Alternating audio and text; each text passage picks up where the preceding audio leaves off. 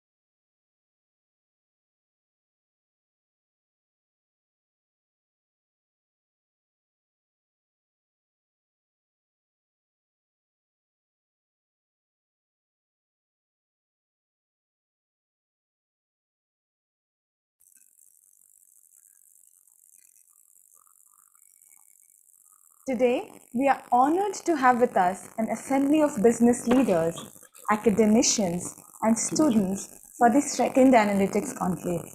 Information is the oil of the 21st century, and analytics is the combustion engine. Business intelligence is one of the fastest growing markets in the software landscape.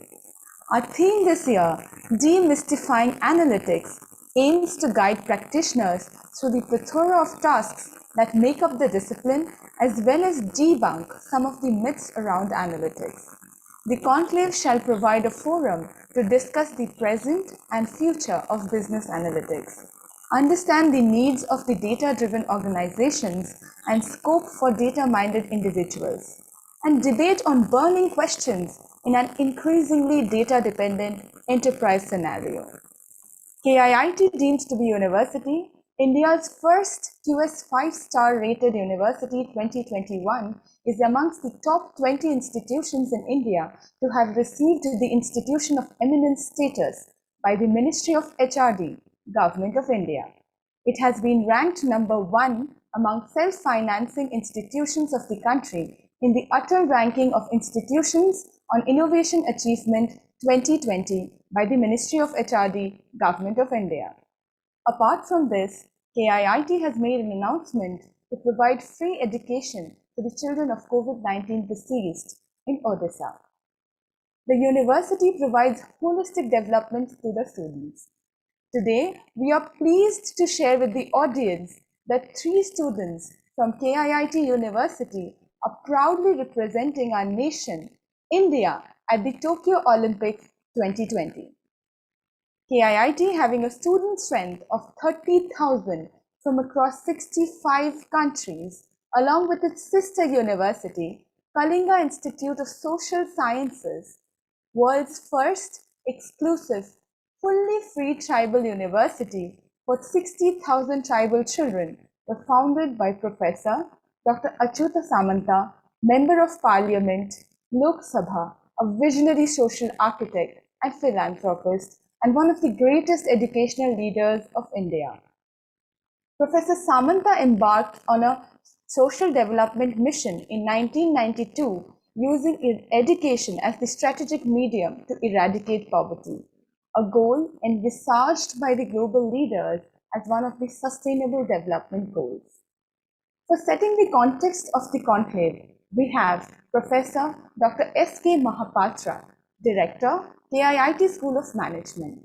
Dr. Mahapatra has held leadership positions for over a decade in renowned corporate groups in India like Tata, Bajaj, and Jindal, including Navratna PSU SAIL and multinational POSCO. He is an alumnus of Delhi University and MD Gurgaon and holds a doctorate from Utkal University. He is widely acknowledged as HR thought leader, strategist, and turnaround specialist. He was felicitated at the Silver Jubilee of the World HRD Congress as one of India's most influential HR leaders in 2017. After taking over institutional leadership in NCR, he received the Rashtriya Shiksha Gaurav Puraskar in 2018 from the Center for Education, Growth and Research, and Visionary Leader of the Year 2019 from Integrated Chambers of Commerce and Industry, New Delhi. Sir, kindly set the context of the conclave. Thank you, Riddhi. Esteemed Professor Sasmita Samanta, Pro-Vice Chancellor, KIIT Deemed to be University, Dr. Manav Mishra, Executive Vice President, Chief Data and Analytics Officer, Regions Bank, distinguished keynote speaker for this conclave. Distinguished speakers for the ensuing sessions of this conclave that will follow, my colleagues and heads of schools co-hosting this conclave, Professor Biswajit Sahu, Director, School of Computer Engineering, Professor Bina Goswami, Director, School of Computer Applications, and Professor Suprabha Patnaik, Dean, School of Electronics Engineering. Registrar, heads of departments, directors and deans of different schools, faculty colleagues, guests, and special invitees, members of media, and above all, my dear students. On behalf of the KIIT and KIIS group of institutions and Honorable Founder Dr. Achyuta Samanta, I welcome you all to the second National Business Analytics Konclave of KIIT School of Management. At the outset, I would like to read out a message from our Honorable Founder.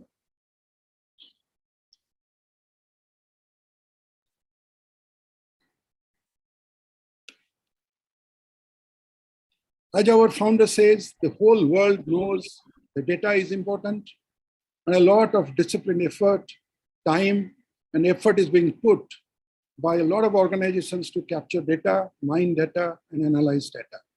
But the true need of the business ecosystem is to have teams which would understand and make sense of the analytics initiatives, to convert it into clear insights leading to actions which can bring tangible improvements in business functions, with machine learning and AI becoming critical for understanding consumer behavior and bringing real impact for business.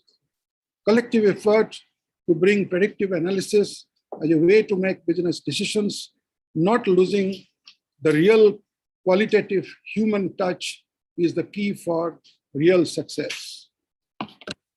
Our founder always believes that for the improvement of lives of ordinary people. This conclave also has one of that objective in mind. Though we are enjoying the freshness of the morning hours in India now, Mr. Mana Mishra, for him it is a late Friday evening after a long week of tireless work. My apologies for bothering you, sir, but I hope, looking at the enthusiasm and eagerness of our students who are here to listen to your words of wisdom, you will not mind stretching your day a little longer today. We are honored to have you as the keynote speaker today. On behalf of all our students and faculty, I once again welcome you, Mr. Mishra. I must express my gratitude to Professor Sasmita Samanta, who holds the most busy office in our university now as our Pro-Vice Chancellor, and also the Vice Chancellor in charge. I know she has a calendar filled for the entire day, often with overlapping schedules.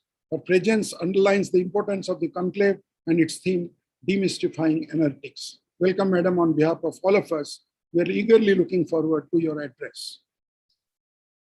Our Honorable Founder's message for the conclave, I have read out just now. He has wished this conclave all success.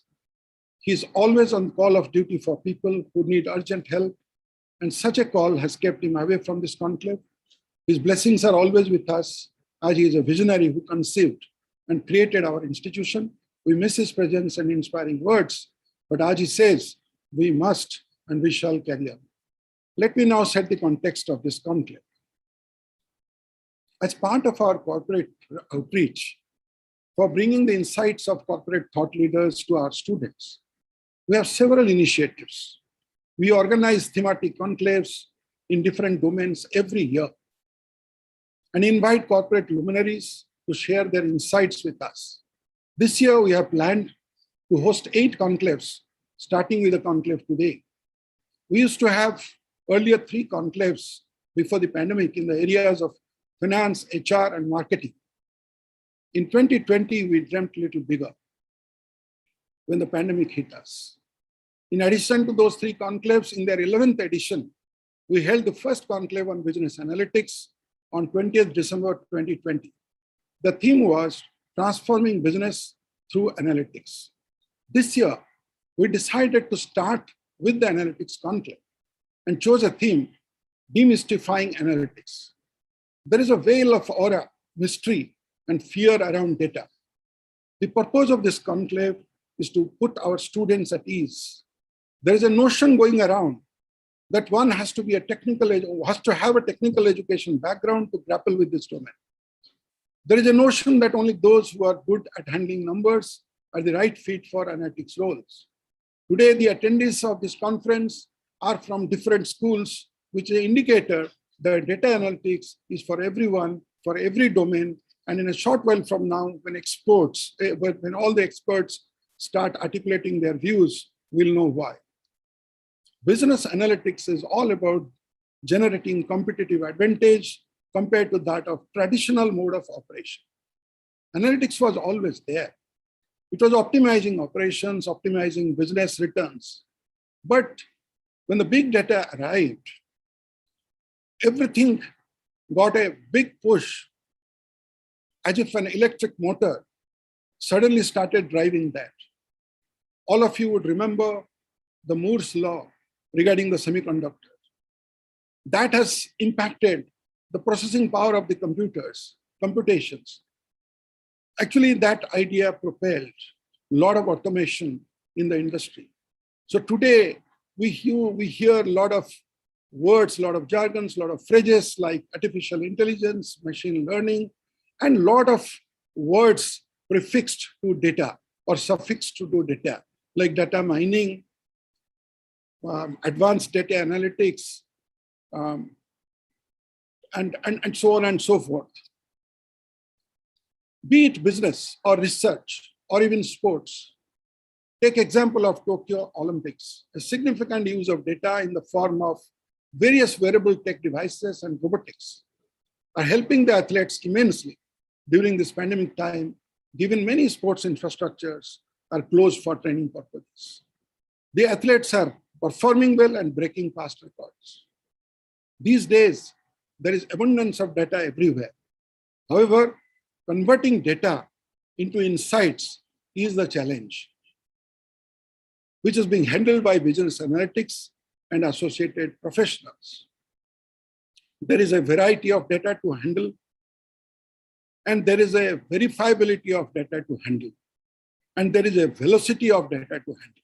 And that brings complexity of this concept called data analytics. The success rate in business analytics has increased significantly in the past decade. And therefore, more and more companies are looking for talents and activities in this particular area. The changing needs of applications of analytics has posed big challenge for academicians to meet the demands of industry.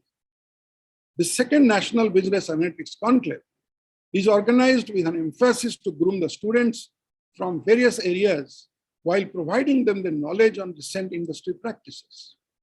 The analytics industry needs a blend of knowledge and expertise from various areas such as domain knowledge, programming skills, technology applications. This adds to the confusion of the students and excitement simultaneously. This conclave panel discussions will immensely help to gain information on this and clarify confusions. The conclave will also help provide information on various challenges, including infrastructure, legal, ethical issues in the area of applications of analytics in industry. Today, we have assembled here to listen to the great practitioners of the domain in reputed corporate sectors across businesses.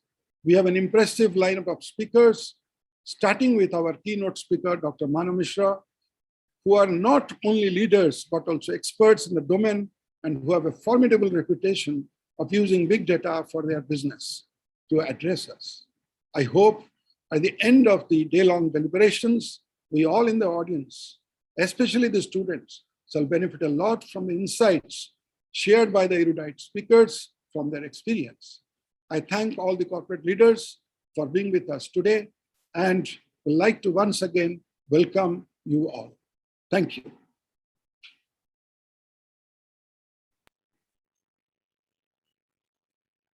Thank you, sir, for introducing the conclave to the audience. We are fortunate to have with us Professor Dr. Sasmita Samanta, Pro-Vice Chancellor and Vice Chancellor in charge, KIIT Deemed to the university. Dr. Samanta has held leadership roles at KIIT in various fields from human resource management, talent acquisition, general administration, institutional governance, and competency management. Riddhi, I will slightly interrupt. Yes, there is a slight change of the schedule. We will advance the speech of Dr. Manav Mishra, and then we'll go for the inaugural address. Okay, sir. Okay, so accordingly, you can address. Okay, sir. We have with us a globally renowned professional leader in the field of analytics, Dr. Manav Mishra, Executive Vice President, Chief Data and Analytics Officer at Regions Bank as the keynote speaker of the conclave. An alumnus of IIT Kanpur and the University of Southern California, Dr. Manav Mishra serves on the company's executive leadership team. Regions is a regional bank that operates throughout the South, Midwest, and Texas and is headquartered in Birmingham. Dr. Mishra is responsible for overseeing the company's data strategy and enterprise data governance, leveraging data and analytics for improving the customer experience, enhancing risk management, and driving revenue across the business. Before data analytics became common knowledge, Dr. Mishra worked with various national and multinational organizations, leading geographically distributed teams focused on solving big data problems for customers using machine learning, AI, and statistical techniques. He began his career as a professor of computer science from 1992 to 1999 at the Colorado School of Mines. Sir, I request you to address the gathering. Great. Thank you, Riddhi. And thank you, Dr. Mahapatra. That was a very nice introduction. Hopefully people can hear me.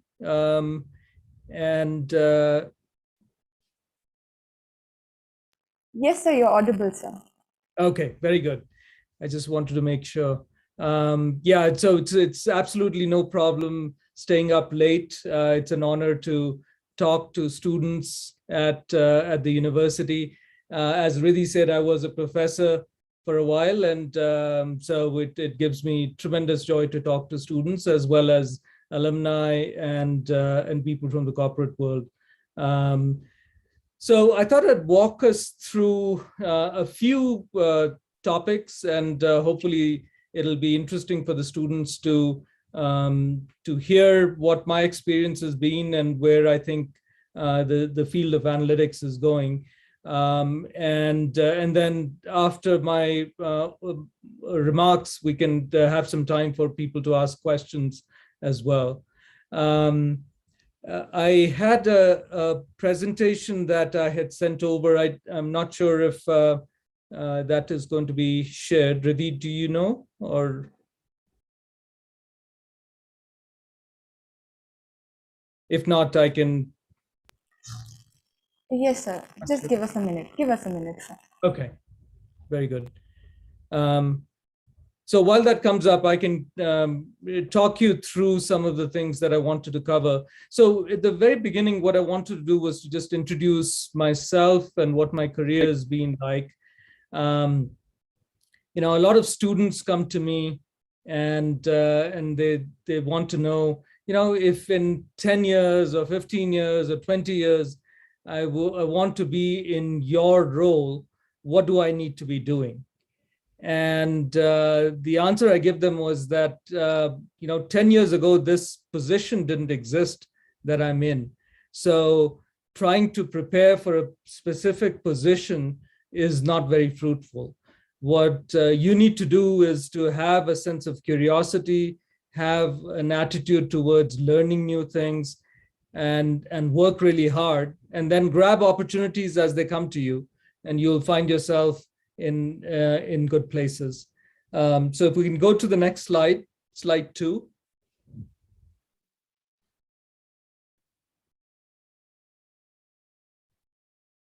I don't know if it's my screen that's not changing, but there we go. So my career has been a very non-linear journey. It hasn't been something that I had thought through completely 20, 30 years ago. It's been something which has evolved. It's given me an opportunity to kind of take new chances and grow and develop along the way. So as Riddhi was describing, I did my undergraduate degree at IIT Kanpur, came over to the United States and did my PhD. In those days, I worked in an area called neural networks, which was very new in the field of artificial intelligence. And then since then has evolved into what we call deep learning right now, and is the basis of a lot of AI work that's going on. So I, again, just happened to get into that space. I met some really interesting professors. They were doing work that I found interesting, and I jumped in. After finishing my PhD, I went into academia. So I became a professor, taught computer science, and continued to do research in neural networks. And that was very rewarding. I enjoyed being in the classroom, teaching students, having young people around you who were eager to learn. But then late in the last century, so 99, 2000, there was a tremendous deal of excitement and energy in the e-commerce world. So I left academia and joined a very early stage company and built some interesting models and recommendation engines, et cetera, for them as their head of analytics. So from there, I left to start a company with 3 other people called Stoperform Technologies. This was an enterprise software company that we built up, and then that got acquired. And then soon after that, there was the financial crisis in 2008. And at that time, me and my co-founder thought that we could take advanced analytics and the area of big data, as Dr. Mahapatra was saying, that's what was transforming the way analytics was being done. And we thought we could apply that and help banks to understand risk in their lending portfolio. So we created a company called Cognalytics, which was an amalgamation of cognitive analytics, and built that up from scratch. We had lots of banks that needed help, and we continued to grow that. And in 2014, we got acquired by a company called CenturyLink, and I was the chief data science officer for CenturyLink. And then in 2018, I left CenturyLink to become the chief data and analytics officer at Regions Bank. So that's been my journey. And as you can see, it wasn't something that was planned out to every detail. It was something that evolved over time. And so as students, what I encourage young people to do is to be very curious, have a mindset of continually learning. And this is a very fast moving field. Unless you are at the cutting edge, learning new ideas, new techniques. And then as Dr. Mahapatra was saying, this is at the intersection of technology, business, and understanding the customer. So you have to have all those multiple hats to be successful in this area. So if we go to the next slide, I thought I'd talk about how analytics is everywhere around us.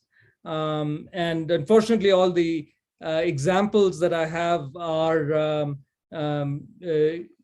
companies in the United States, but hopefully you can map them to companies in India and get the same kind of learning from that.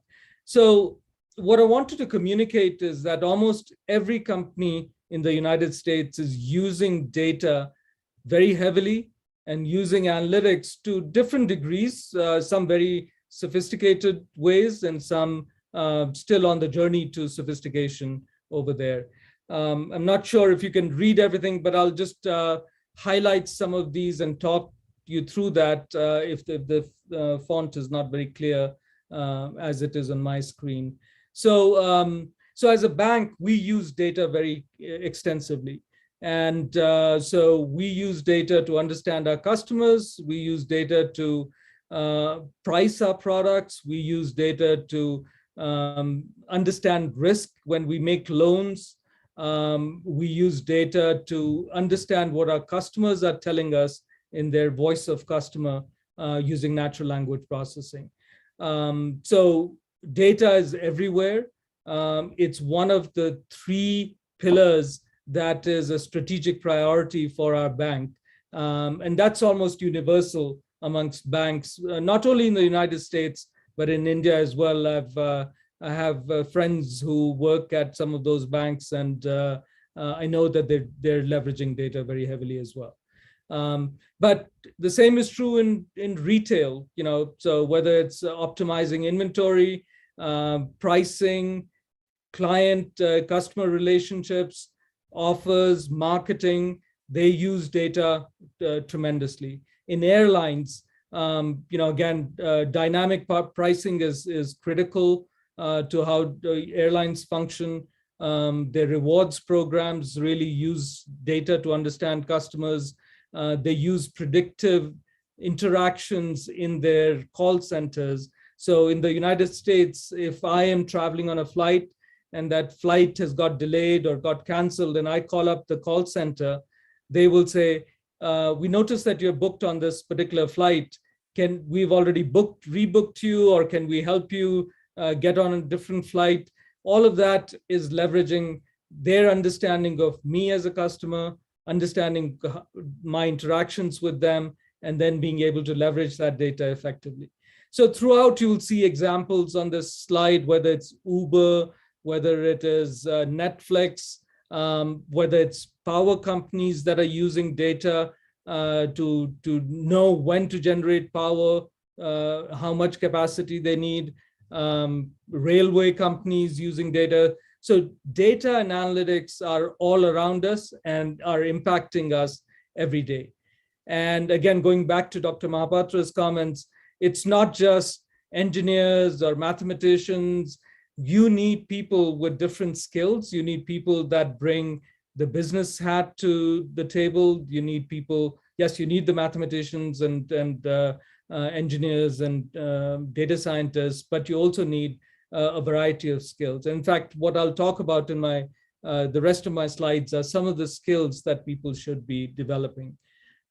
So if we go to the next slide, I'll talk a little bit about my journey at Regions and what I've done in building out the data and analytics team at Regions. So when I joined Regions 3 years ago, one of the first things I did was to set up a vision and a mission for my team. And the vision I set up was that we would make Regions a best-in-class data-driven organization, that we would use data in all decision-making that we were involved in. And the mission was to deliver measurable bottom line impact to Regions by applying advanced analytics to both internal and external data. And to do that, I set up a few pillars in my organization. What I did was to say that we will deliver value to the bank by creating what I call data products. So these are solutions to problems that the business side has, which are end-to-end solutions and deliver either top line or bottom line impact to the bank. So our data products teams identifies those opportunities, builds the roadmaps, and then creates the products. To be able to do this effectively, I needed the other pillars. So data management was another pillar that I needed. So we needed data that we could rely on. So we needed data governance, data quality, data privacy, metadata that we could help to understand the data. Data science was critical. So we needed predictive algorithms, AI, machine learning, and a platform that would help us create those solutions, those data products. And finally, visualization was a very important piece of what we wanted to do, because unless you can visualize that data and understand what's happening in it, it's very hard to then do the other stuff around it. So storytelling and using visual means of telling that story are critically important. So that was what we wanted to achieve. And in 3 years, we've made tremendous progress. If we go to the next slide, so some of the things that are happening in financial services these days are that, in the early days when the focus on data started, the title for my role was Chief Data Officer.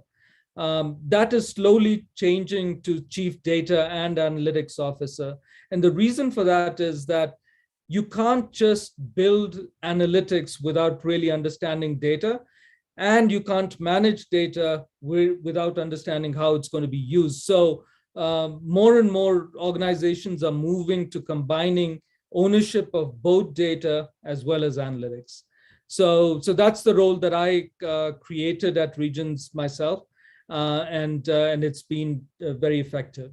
The other thing is that in the past, data was seen as more of a defensive area of focus. So you had to make sure that your data was of high quality and so on, so you could prevent risks emerging in that data. That focus is switching over to more of an offensive use of data. And that's where analytics comes in. And so that's where understanding how you can use data to deliver value to your customers, understand risk, and generate profits is critical. And then finally, in the initial days in banks, data was focused very heavily on just the consumer business. Obviously, you have a lot more people in that consumer business, and so you have a lot more data being generated. But now the focus has moved to both consumer as well as commercial banking, and then wealth management as well. So those are the other big pieces that are happening. On the bottom, you see that there's an increased focus on artificial intelligence. In the old days, you would just do the simple regressions, and that was sufficient. But now you're doing deep learning, you're doing natural language processing, you're doing image processing, a lot more sophisticated applications of data and analytics. Finally, the other two pieces that I wanted to highlight, there's a greater focus on agile development processes and applying topics from software engineering to the area of data and analytics. And then data privacy is becoming more and more important. Almost every country now has laws on the books to prevent misuse of consumer data. And so that is extremely important as well. So all of those things come together in, this is focused on financial services, but the same trends are occurring in other businesses as well. So if we can go to the next slide, to build out a strong analytics roadmap, you have to put a number of building blocks in place. And so, so I'll just highlight some of those building blocks in that slide. So number one, you have to have a clear strategy and a vision laid out. You have to have the right skills in the team. So starting with the leadership team, but then it flows to the rest of the team members as well. In my view, we have to have a product-based approach to solving problems, and I'll explain and give you examples of some of that in a little bit. You have to have a very robust platform that allows the development of these data products and your data scientists to be successful. Data management, so the areas of data governance, data privacy, data quality are critically important to be able to have confidence in the solutions that you build out. And finally, you have to have a culture and a governance around what you do so that data is valued across the organization. It is not just an island and analytics is being done in one small area. Nobody quite understands what it's being used for. But this is something that the whole organization values and regards and asks for on a daily basis. So all of these are critical in developing that data-driven organization that I'd laid out as a vision for regions to be. So here are some of the things that we're doing. So first thing around leadership and skills. So I'll talk about these skills in different pillars, but these are important skills for each of the students to aspire to. And again, going back to the comments from Dr. Mahapatra, those are some of the things that we as students, as professors, as practitioners in the industry should all be developing on a day-to-day basis. So let's go to the next slide. And what I did was I created this slide with the Star Trek in mind. So hopefully some of you still remember Star Trek. It's an somewhat old science fiction series, but if you have knowledge of that and you see what these characters are and you know who these characters are, then you'll understand what I'm trying to build as part of my skill sets in the team.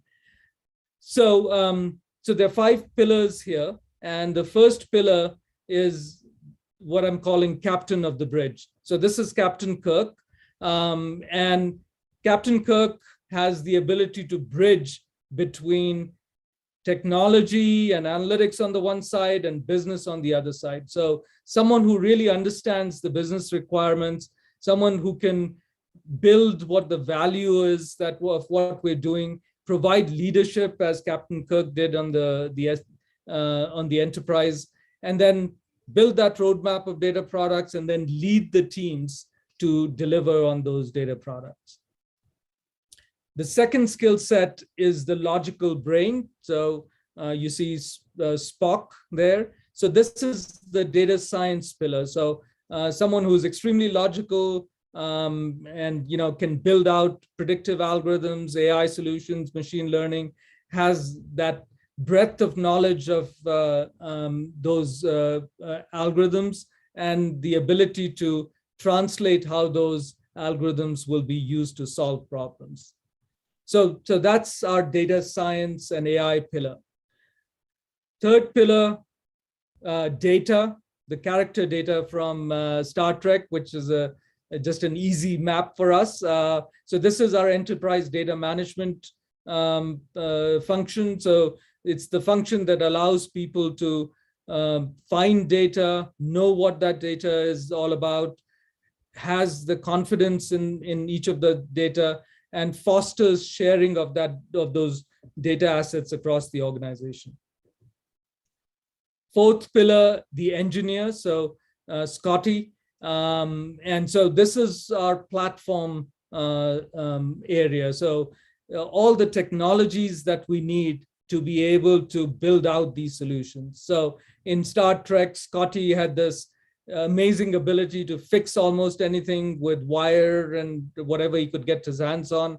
So it's the same kind of team that you have for the platforms, resourceful, knows technology, can build out solutions working with the data scientists. And the final pillar, Uhura, the navigator, is that visual representation of information. So it's really important to have that expertise on visualization so you can take data and turn it into insights and help the rest of the team be able to visually understand what the data is telling them. So all of these together forms the right kind of team to build analytic solutions. Now, it's impossible to find somebody who has expertise in all of these, so you have to find people that bring each of these skills together and develops that data and analytics function. So let's talk about data products a little bit. Let's go to the next slide. And so what are data products? So data products is bringing the discipline that software development of products has built over time. So if you look at any enterprise software company, they've got a very disciplined methodology for building out their software products. And then on the data and analytics side, you've got knowledge of data, you've got knowledge of algorithms to solve particular problems. Oftentimes, you don't have that discipline around software engineering. What data products does is brings both of those together. So that combination is what we're looking for. And if you go to the next slide, this is the intersection of business or domain knowledge. So you see that Venn diagram at the right-hand side, data science, data management and user experience, and all of that coming together where you're bringing these capabilities along with the ability to build products. And that's what we call the data product. As it says at the top, this is a team sport. So you have to have forwards who can score, but also defenders who can defend, etc. So you want to bring a team together that has all of these capabilities. So on the left-hand side, you see some of those examples again around movie recommendations. That's a data product. Airlines providing pricing optimization, all of those are data products in my mind. And what we've done at Regions is build out a series of data products. So in these 3 short years, we've built out products that have met the needs for each of our business units and each of our what we call support or enterprise units. So as an example, we built out a product that helps our commercial bankers understand their clients better, know what kind of transactions are happening in that client, and if those are sending signals that indicate that a client is about to leave us and there's a retention risk, they can be proactive and meet those needs of those clients. We've also built out the capability of sending financial stress alerts 12 to 18 months in advance. So we can see when a commercial customer is experiencing financial difficulties well in advance. So the banker can go and meet with them and see if they've got loans that may be about to default, and they can take proactive action around them. And we've built prospecting, so finding new customers, lots of great functionality. Fraud is another area that we've done a lot of really interesting work on. We've built a product to which we call Our Voice. So this is a voice of customer product that we use natural language processing to look at all the listening posts. So these could be social media, it could be emails that they're sending us, it could be reviews that they're writing on the Apple Store. All of those we're mining using natural language processing to tell us what our customers are saying about us, and so on and so forth. So we've done probably about 20 data products in these 3 years and delivered tremendous value to the bank. So going on to the next slide, I'll just highlight a little bit on the underlying data, why that's so important for building these products and delivering that value. So on the next slide, you'll see, we need to really know where our data is, how it's organized, what the quality of that data is. We've operationalized all this in a data lake, and then we're migrating some of this into the cloud. We put in all the governance around this to ensure that privacy is maintained for our customers. And so some of the things around the data catalog and data lineage are critically important, especially in a financial services space, but it also transcends beyond that to other domains as well. So a data catalog is where you go to look at if you're trying to find certain types of data. So if you're looking for a particular data asset and you don't know where in the bank it may reside, you go to the data catalog, you can search for it. There's a way in which other users can tell you this is a really good asset for if you're trying to solve this kind of problem. And we have controls about who can access what data as well.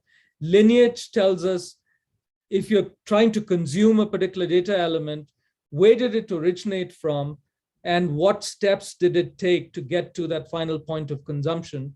And can you still rely on that data to make your decisions? And then data quality is a set of rules that identify when certain elements, critical data assets, critical data elements are no longer meeting those quality rules. So all of this together is what ends up building confidence in the data and using that data for decision making. So finally, the last couple of slides. So the next slide is on culture and governance. So you want to have an environment where there is a vision that has been laid out on how data and analytics will have an impact on the business. You want to have a culture where decision making is driven from data-driven means. So it's not somebody's opinion which is driving decisions. You've integrated data products throughout the businesses. Businesses see the value of that, and there is a sponsorship from the very top on using data and advanced analytics to solve problems, and then a buy-in from the business. That's critically important, and that's where that Captain Kirk role comes in, because you want to have a very strong bridge between the business and the analytics teams. Unless the business understands and buys in that there is value to be delivered, you will never get adoption, you will never get final delivery of that value that you had promised. So in everything that we do, we have a data product partner who sits in the business, and that partner really understands the priorities of that business unit, is a champion of that business unit within our team, and is able to communicate and translate on both sides. So translates to the business what value we're delivering and how it is being delivered. And then for our team, translates the priorities and importance of what the business wants to get done. So without that overall mix, initiatives end up failing in the data and analytics world. So last slide, if you just go to the next slide, I'll just wrap up by highlighting the kinds of things that you have to put in place to be successful in in an environment to build out data and advanced analytics. So you have to have the right people. So, and that starts with the leadership team, but then goes through the rest of the team itself. They have to be people that are lifelong learners. They are looking to continually develop their skills. This is such a fast-moving field that it doesn't work when you have people who have a stationary mindset about doing things. Second thing, you have to have the right strategy in place. So in my case, it was setting up the data products approach. We did some external benchmarking of what other companies were doing in banking, insurance, across other fields as well. We had to have some quick wins. So I call these Lighthouse projects. So you have to build something early that everyone around the bank sees what value you're delivering, and then they become strong advocates and they want to come and work with you. You have to be solving real problems. So again, it's very important to understand those business priorities and have that business hat on. So you're not just doing something which becomes a research project. You have to build those capabilities, which includes platforms, algorithms, the data management capabilities, the visualization capabilities. You have to have the right opportunities, which includes that executive level sponsorships. You build out a roadmap, you set the right expectations for the business consumers of the analytics, and you have to focus on very high value outcomes. If you spend your time doing little things, then people lose interest after a while. So it's all about results and measurable results. So everything we do, we make sure we have a baseline. We show what kind of benefits we've delivered. We have the business sign off on that so that they are believers. And not only believers, they become advocates of our work across. So all of that is needed to be successful in the analytics world. So I'll conclude there and open it up for any questions that people may have.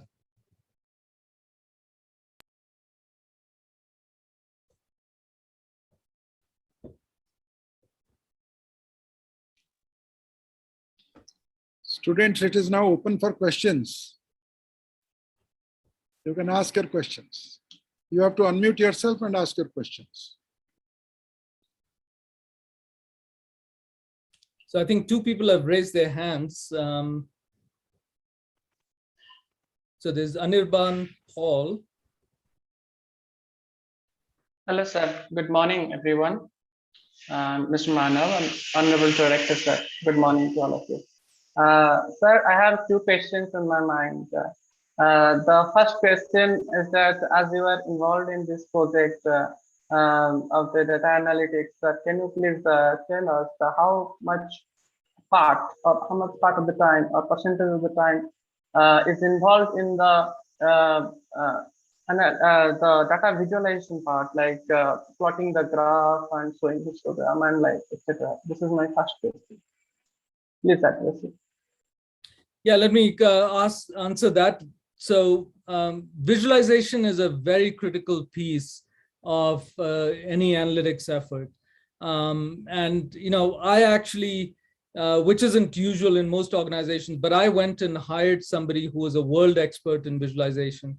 He was a professor at university, and we brought him over. And that's made a tremendous difference in the kinds of delivery of data products that we've been able to achieve. So visualizing the data early on, understanding what's happening in the data, getting insights from that, and then using that to then direct what that data product will look like has been very critically important. Yes, sir. Thank you, sir. My second question is, I'm a little bit interested in the field of the deep learning and machine learning. So I have done few courses from online platform. So can you please guide me that what is the future of this area and where should I start? Like, there are many algorithms in the case of the deep learning, like convolutional neural network, embedding layers in keras, and lots of things. So which parts are there, which is the mostly used in the business area, like any field, which parts should I concentrate on? Yeah, I mean, that's a question that you'll have to, as you get involved in specific types of problems that you're trying to solve, there will be new and evolving techniques that will be coming in there. So again, it's not so much which specific thing that you need to learn now, but you need to have this learning mindset and continually keep learning as new ideas emerge and new topics evolve. So yeah, I mean, whether it's convolution neural networks or recurrent neural networks, each of them has a place, and they are useful in solving specific types of problems. So it really, you have to have that foundational layer of knowledge, but then as you get involved in specific problems, then you use and learn new techniques to address them. Thank you, sir. This is all from my side. Have a great day. Yeah, you're very welcome. Good evening, sir. Sir, this is Anirban Yes. Paul. Thank you for giving your insights on data analytics, sir. It was a pleasure, sir, listening to you. So my question is simple question, sir. So question is that in this time, the COVID situations, the data that we get, the data that we are having now, how this data will be relevant post-COVID situation, sir? So, will this data be an outlier value, or we will be saving this data and we will waiting for some other situations like COVID or some other pandemic kind of situation, and then we'll be using the data? So, means how this data will be effective or will be used after the COVID is over? It's a great question, and especially in banking, it's a tremendously important question because most banking data is going off historical context, and we haven't had a situation like this in our lifetime.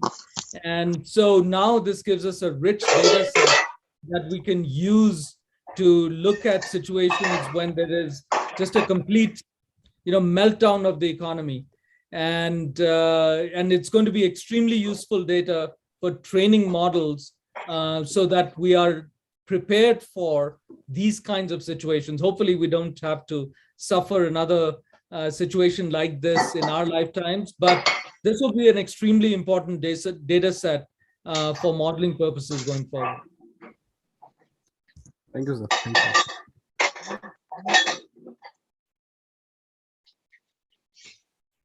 Okay, there's some more hands raised. Let's see. Jyotirmaya. Good morning, everyone. Sorry for not turning on my video because I'm facing a network issue right now. So I have a small question. If a researcher approach one of the organization for the data to be analyzed from his end or her end, so how he can approach to the organization? Because if we ask for the data, then the organization might think that there might be a chance of leaking of the data of the customers. So how an organization will look after that giving of the data to the researchers for the research purpose?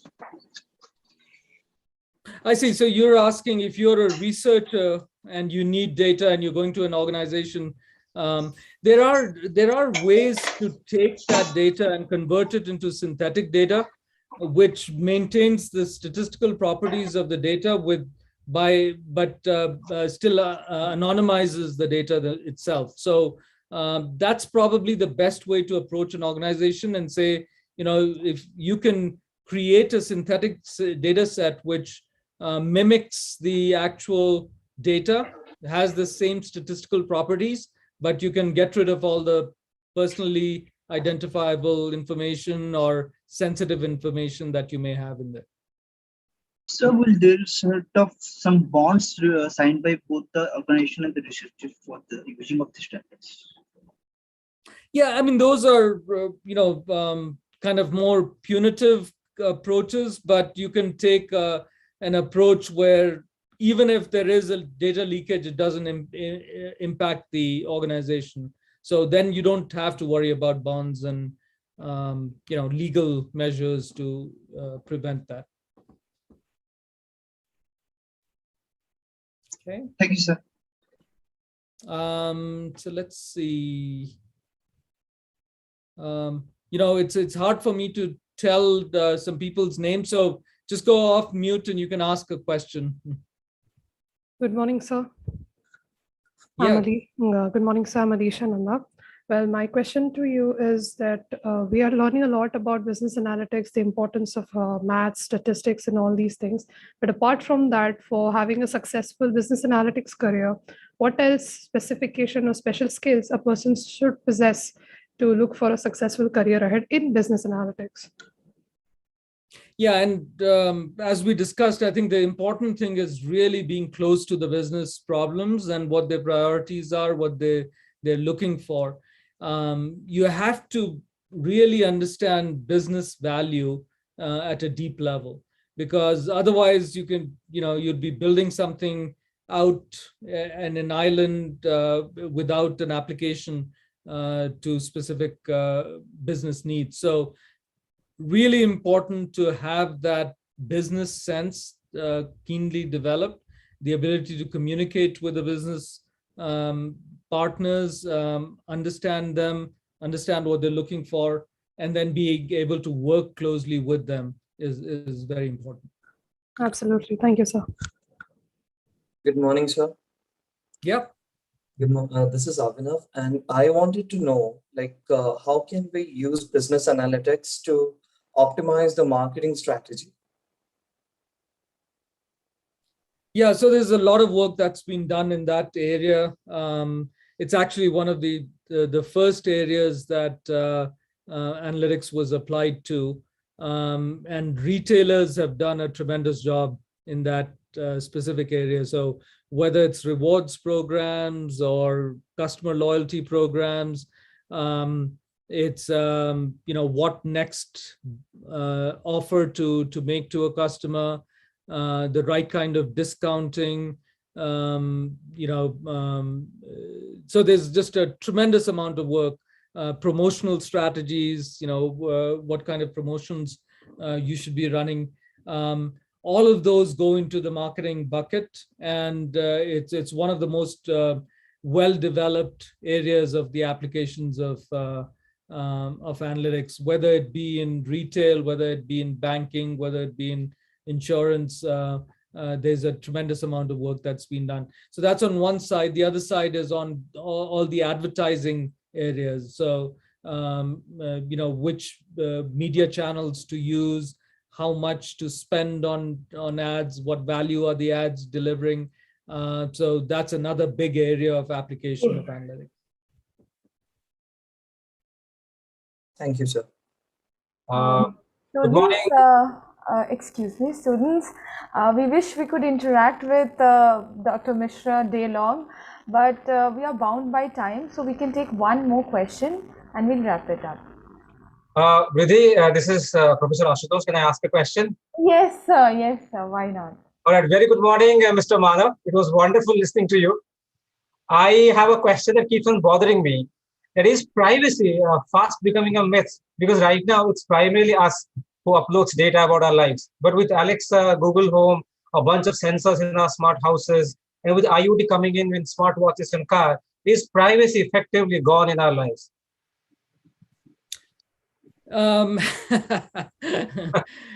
Great question. And, and different people react to privacy very differently. I see younger people having a complete abandonment of any need for privacy. I mean, they're posting their whole lives on social media every second. So some of us who are a little concerned about that, you talk to your daughters and say, why are you putting all that on, on social media?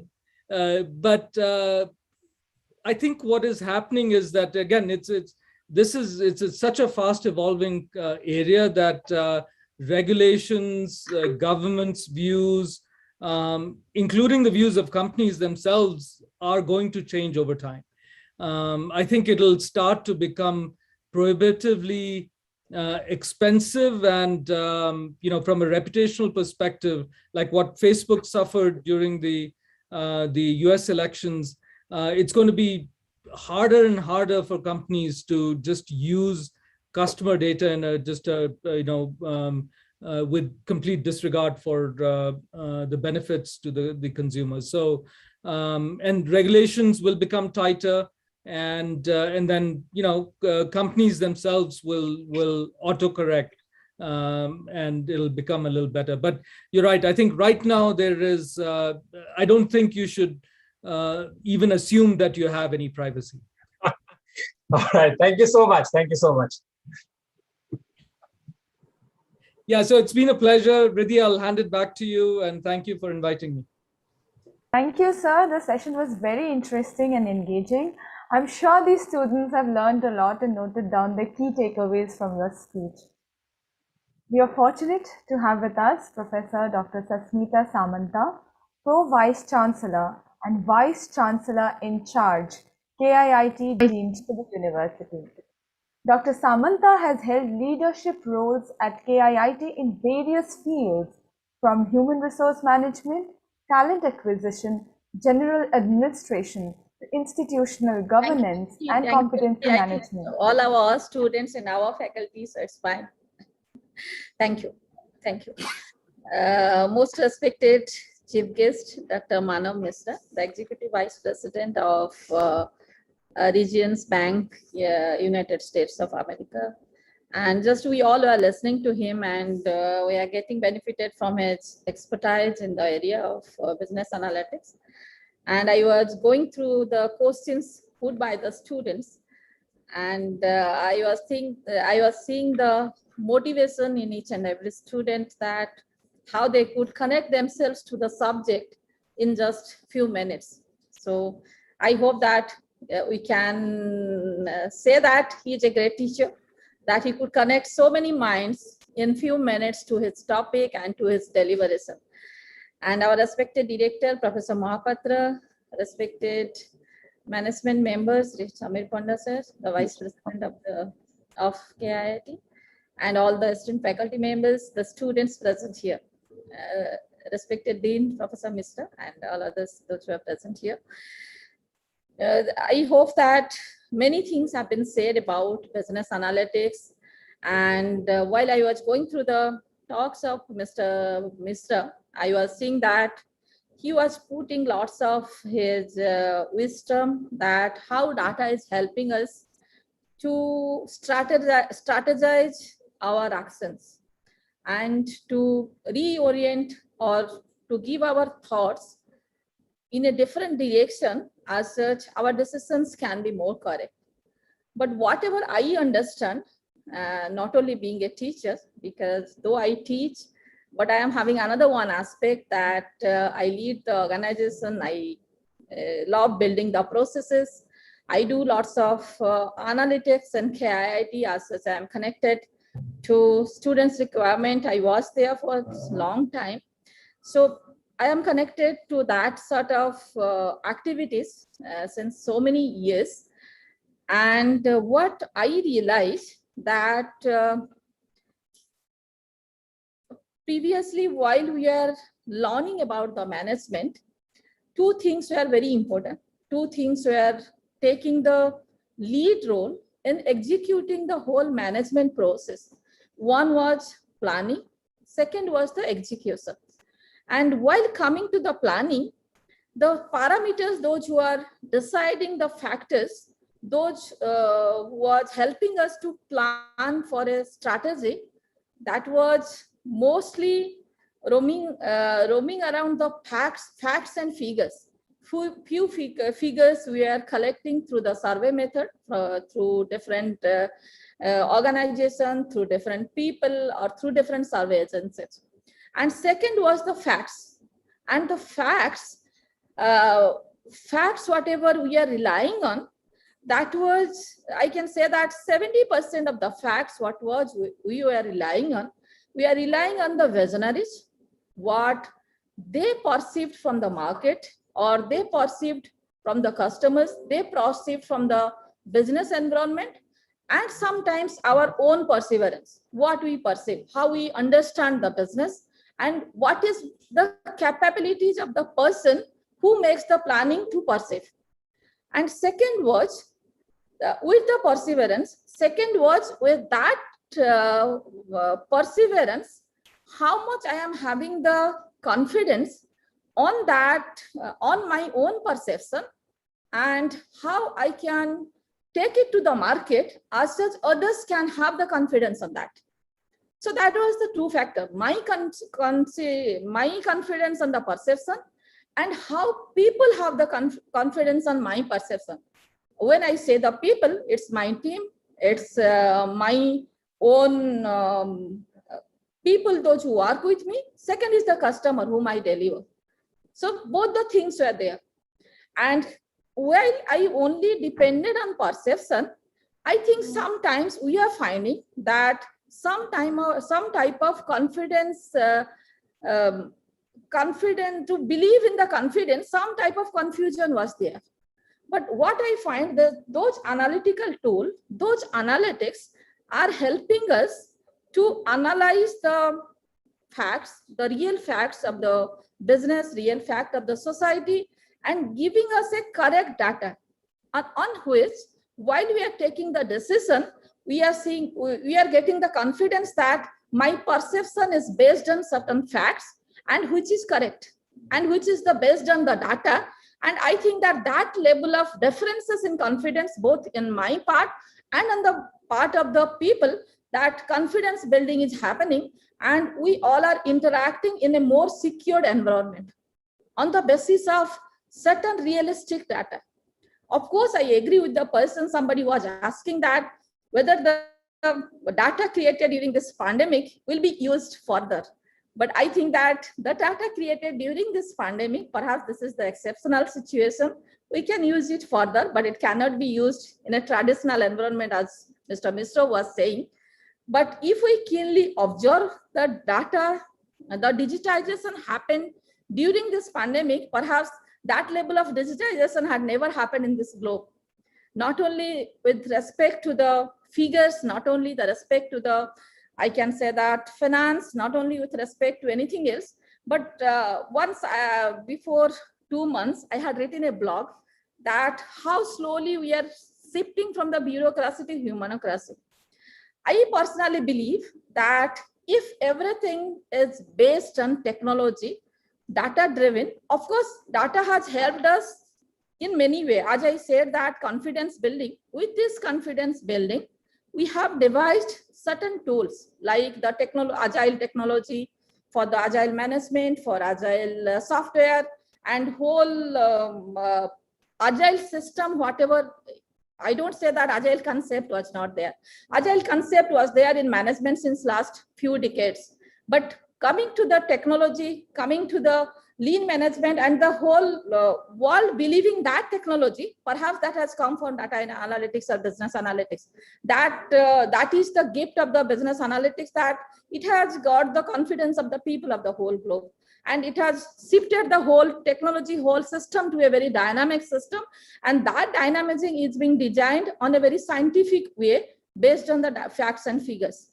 And second thing is that while previously we are forecasting, while forecasting is a very important part of any management decision, I remember that while we are studying forecasting, we are dependent on statistical data. Previously, we all were being taught about QT1, QT2 in undergraduate level, postgraduate level, and lots of emphasis was there on statistics.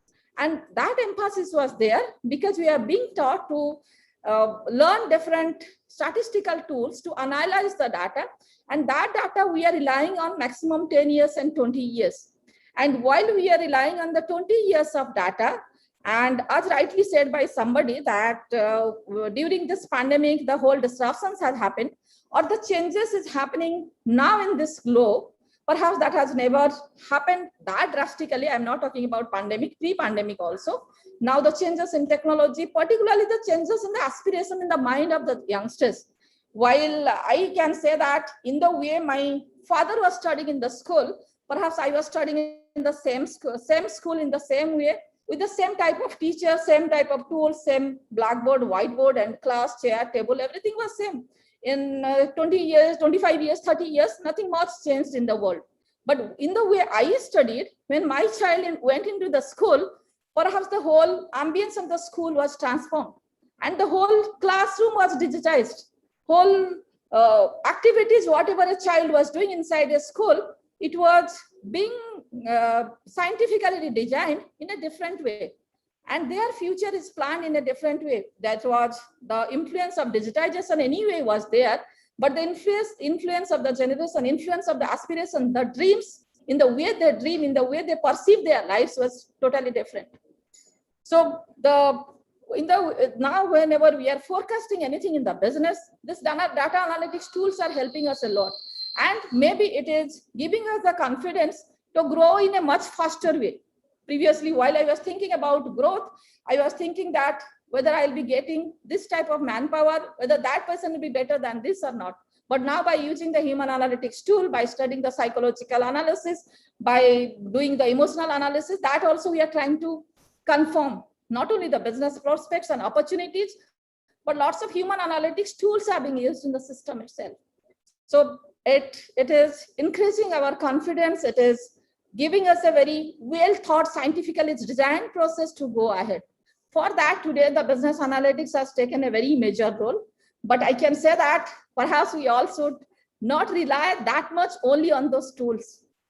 The human brain is always, we know that it's much more powerful, and the human intelligence is supreme to any intelligence till now devised in this world. So those tools, those techniques will be helping us to do our work in a much perfect way. And dependency connected to those tools is very good, but we should only take it as a helping hand, not only the core of this. And the students, those who study in the School of Management of KIIT, and particularly I can say that in the University of KIIT, you will be going through different business models, starting from the hospitality to the academics, business, the corporates. You see the processes, how the institutions are being established, how business organizations are being established, and how it's growing. And what is the ecosystem it's helping us. And in that way, you can get some life experiences out of that. And that experience, let it be core for your future business career. And use those tools, be connected to that. Yes, mathematics, statistics, the tools, techniques, computer science, these are transforming different fields. But these are transforming only the mechanical field. Whatever can be perceived, what is based on the data, whatever has happened in this world, what will happen and what we will be aspiring about the human brain. I think you all can use your own brain to do that. And the life experiences will help you to take the better decision in your life, to be great entrepreneurs, to be great business practitioners. And this business analytics course we have started this year by seeing the importance of this, because we found that management, the digitization, the analytics, whatever is available in this globe, we cannot now distinguish between the two. Integrating everything, learning the subject, growing in life will make win-win situation for all of us. I wish all the students present here that this conclave will give you different perspective of the business, different perspective of business analytics, how analytics are being used in different levels, starting from the material management up to the strategizing, marketing, studying the customer psychology, human analytics, and after that, again coming back to the business itself, that you will be learning a lot. And after learning this, I can say that your experiences, because whatever subject we learn, that makes some changes inside us. While we learn mathematics, we become more analytical. We become more confident about the world. We can judge the situation in and around us. So this business analytics also will be transforming something inside you. As rightly said by our father of nation, that if you forget everything, whatever you have studied from the book, whatever is there, if something is there inside you, that is education. It's something like that. Going through the journey of business analytics process, your whole personality, your whole communication skill, your whole thought process will be groomed in a different direction. And that realization will make you a different person in a business space itself. So all the best to each one of the student, faculty members present here, and all thanks to the distinguished guests, the speakers, those who will be delivering in this conclave. Thank you all. Thank you, ma'am. It is always a pleasure listening to you. To give the vote of thanks, we have Dr. Biswajit Sahu, Director, KIIT School of Computer Engineering. He has been a proud member of the KIIT family since the past 20 years. He is a passionate teacher and comes with an experience of 5 years in the industry. I request Professor Sahu to give the vote of thanks. Thank you, Riddhi. Good morning, one and all present in this virtual sessions. I'm indeed honored to propose the vote of thanks for the keynote session of Second Business Analyst Conclave 2021. First of all, I would like to thank Dr. Achyutananda Samanta, founder KIIT and KACE, in his absentia, for his exemplary vision and inspiration for hosting such a mega events here in KIIT Deemed to be University.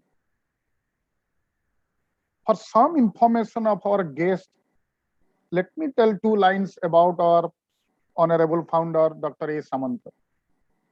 He lost his father in the childhood before entering to the primary schools. In all odd situations, he completed his MSc degree and started this KIIT nearly 1997. At that time, he has only 5,000 in his pocket, which he arranged from his friends, nears and dears. With his dedications, honesty, integrity, this institute has grown exponentially, both in length and breadth. Today, this pandemic has forced us to have this conclave in a virtual mode, but in future, we'll definitely request all our guests to come to KIIT University and see the growth of KIIT University within these 25 years. Thank you, sir, for your dedication. We happen to work in a very good institute, KIIT Deemed to be University. Then I would like to thank Dr. Sasmita Samanta, Pro Vice Chancellor, KIIT University, for her constant support and guidance, which motivate all of us in conducting such a vibrant events, Business Analytics Konclave. I would also like to thank the Vice President, Mr. Samir Panda, who is the man behind every conclave happens in KIIT School of Management. After he took charge of KIIT School of Management, this conclave only came into picture. So I thank our Vice President, Mr. Samir Panda, to make such type of conclaves happens in KIIT Deemed to be University. I would like to thank Dr. Saroj Mahapatra, Director, KIIT Schools of Management, for his tireless efforts and help in organizing these events. Now, I would like to thank the real hero of this session, Mr. Manav Mishra, Executive Vice President and Chief Data Analytics Officers, Region Banks, for his wonderful deliberation on an emerging topic like business analytics, which immensely benefited our students, and the young minds must have been ignited by his inspiring talk. This data, what he explained, applying different types of or extracting the information using some algorithms, finally make an analysis, predict the futures, predict the risks, and which could be applied in different field of business. Sir, we feel proud to listen from you with your graceful words. I thank all faculty members, staff members, students for their coordination and cooperation in organizing such an event. Last but not the least, I thank all the participants, guests, delegates, speakers, sponsors to make this event a grand success.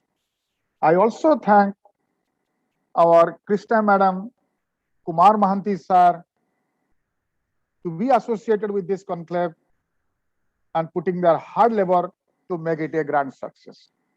I wish all the best and success to these events. With thanking you all once again, I conclude this thanking notes. Thank you. Thank you. Thank you, sir. With this, we come to an end of the inaugural part of the conclave. We'll be starting with the panel discussions shortly. Today's conclave will comprise of 2 panel discussions running one after the other.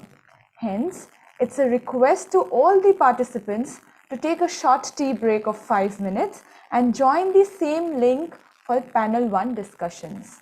But Thank stay you. connected. Stay Yes, connected. but stay connected.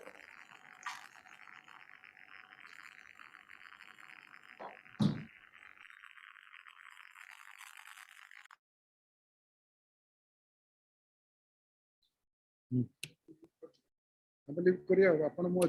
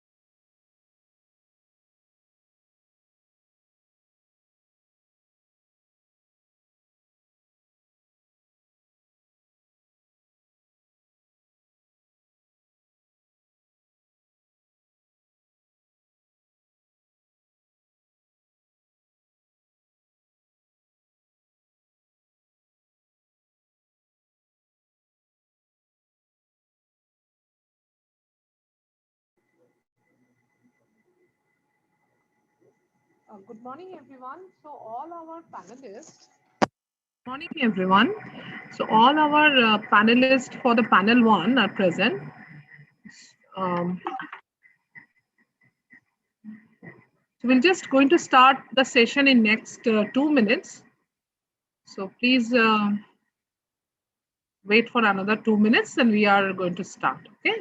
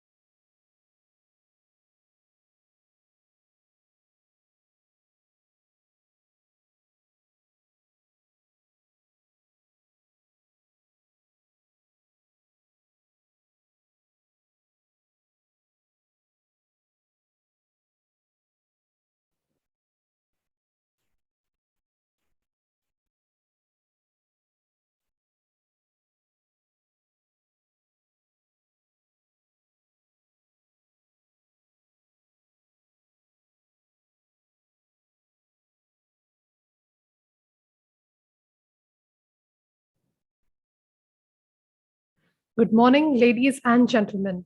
I, Alisha Nanda, on behalf of KIIT University, welcome all esteemed guests, distinguished speakers, corporate delegates, respected faculty members, and my dear friends to the first panel discussion on the topic, The Path to a Business Analytics Professional. This panel discussion is a part of the second National Business Analytics Konclave of KIIT School of Management in association with KIIT School of Computers Engineering, School of Electronics Engineering, and School of Computer Applications. This year's conclave is based on the theme Demystifying Analytics. KIIT Deemed to be University, India's first QS 5 stars rated university 2021 is amongst the top 20 institutions in India to have received the Institute of Eminence status by the Ministry of HRD, Government of India. It has been ranked number 1 among the self-financing institutions of the country in the Atal ranking of institutions on innovations achievements 2020 by the MHRD Government of India. KIIT has been declared winner in the category Workplace of the Year in Times Higher Education Awards Asia 2020. Apart from this, KIIT has made an announcement to provide free education to the children of COVID-19 deceased in Orissa. The university provides holistic development to the students. Today, We are pleased to share with the audience that 3 students from KIIT University are proudly representing our nation, India, at the Tokyo Olympics 2020. KIIT deemed to be university having a student strength of 30,000 from across 65 countries, along with the sister university, Kalinga Institute of Social Sciences, world's first exclusive fully free tribal university for 60,000 tribal children, were founded by Professor Dr. Achyuta Samanta, Member of Parliament Lok Sabha, a visionary social architect and a philanthropist, and one of the greatest educational leaders of India. Professor Samanta embarked on a social development mission in 1992 using education as the strategic medium to eradicate poverty, a goal envisaged by the global leaders as one of the Sustainable Development Goals. The faculty moderator for the first panel discussion is Professor Krishna Chakravarti, Associate Professor, KIIT School of Computer Engineering. Professor Krishna is an alumnus of IIT Bombay. Her research area is Agile methodology in software engineering. Before joining academia, Professor Krishna worked with Infosys Limited and acquired extensive experience while working in India, the USA, and the UK for 14 long years. While working with such IT giants, she provided services to Fortune 500 clients, as well as developed a deep understanding of the needs of IT in the industry. She has been recognized as the best project manager in Infosys Bhubaneswar. She has also exposure to quality parameters of software products and services as a certified software quality analyst. Ma'am, I would request you to introduce our esteemed speakers of the panel discussion. Thanks, Alisha, for your kind words. Am I audible enough? Yes, ma'am. Okay. A very good morning to esteemed panelists, respected attendees, and all lovable KIITians. I, Professor Krishna, welcome all of you to the session panel discussion for the second National BA Conclave on the theme, The Path to a Business Analytics Professional. Now, someone has nicely said that the data will talk to you only if you are trained to listen. So it's my pleasure to introduce you to an interesting galaxy of corporate guests who have gathered here today for the discussion on the theme. So our first panelist, just a second, the slides, please. Yeah, thank you. So our first panelist is Mr. Satyajit. Yeah. So who's an electrical engineer with masters in finance and system management and has more than 27 years of industry experience in energy and utilities, PSUs, government and manufacturing, transportation and defense. He is focused in digital transformation based on Industry 4.0, analytics modernization, including AI, ML, and process reengineering. He has rich experience in deployment of demand forecasting, energy forecasting, predictive maintenance, and process optimization analytics. He has many publications on various interesting emerging topics like AI, Internet of Things, drones analytics, computer vision with augmented reality, and virtuality. Mr. Satyajit, we welcome you to our session. Our second panelist is Dr. Rajesh Kumar, who leads Analytics and Insights Incubator within Philips Integrated Supply Chain Digital Transformation Organization. He is alumni of NIT Bhopal and completed his master's and PhD from Indian Institute of Science, Bangalore. He has around 17 years experience spanning across healthcare, IT services, petrochemicals, high-tech, business consulting, supply chain, and automotive industries. He has worked in organizations like SCG Chemicals, DXC Technologies, HP, Ito Technologies, EY, and HR Motors. His work on developing a stock out prediction tool won the first prize in innovation tournament at Wharton Business School, USA. So we welcome you here. Going to our third panelist. Yeah. So our third panelist is Mr. Bhavesh Panigrahi, who is the Director of Strategy and Research at Grandview Research, a research and consulting firm having a full service delivery team based out of Pune. He has completed MS in pharmaceutical marketing from Long Island University, New York, an MBA from the University of New Haven, Connecticut, USA, and executive MBA from University of California, Berkeley. Mr. Bhavesh has worked in leadership roles at Deloitte, Flextronics, Global Data, and Data Monitor Healthcare. He has around 25 years of global experience in science, life sciences, healthcare industry, and delivered multiple client engagements to top biopharmaceuticals and medical technology companies. We welcome you, sir. Going to our fourth panelist, Mr. Gautam Mathur, who is a digital and analytics practitioner and transformational leader with over 19 years of experience working for some of the top global companies like Commonwealth Bank, Westpac Bank, Wipro, BCG, Capgemini, Diego, etc. He is a seasoned leader who over his tenure has delivered successful analytics transformation programs in domains like commercial, product, customer, digital, HR, marketing, operations, procurement, and finance across multiple industries. He is also a product mentor and jury at the Institute of Product Leadership, and he is also a member of Education Board of KIIT. Thank you, sir, for joining here us today. Moving to our fifth panelist, Mr. Hari, who is an executive leader with a 25-year track record working for successful high-growth companies in the fields of analytics and data science. With a strong focus on client imperatives, he inspires capable teams to push beyond their comfort zones and deliver meaningful business outcomes powered by state-of-the-art analytics and data science practices. Some of his key expertise, we can see that strategic business planning and consulting, analytic solutioning and storytelling, explainable AI, embedded data science, machine learning and data mining, analytic solution development. So, sir, we are very thankful for you joining us here.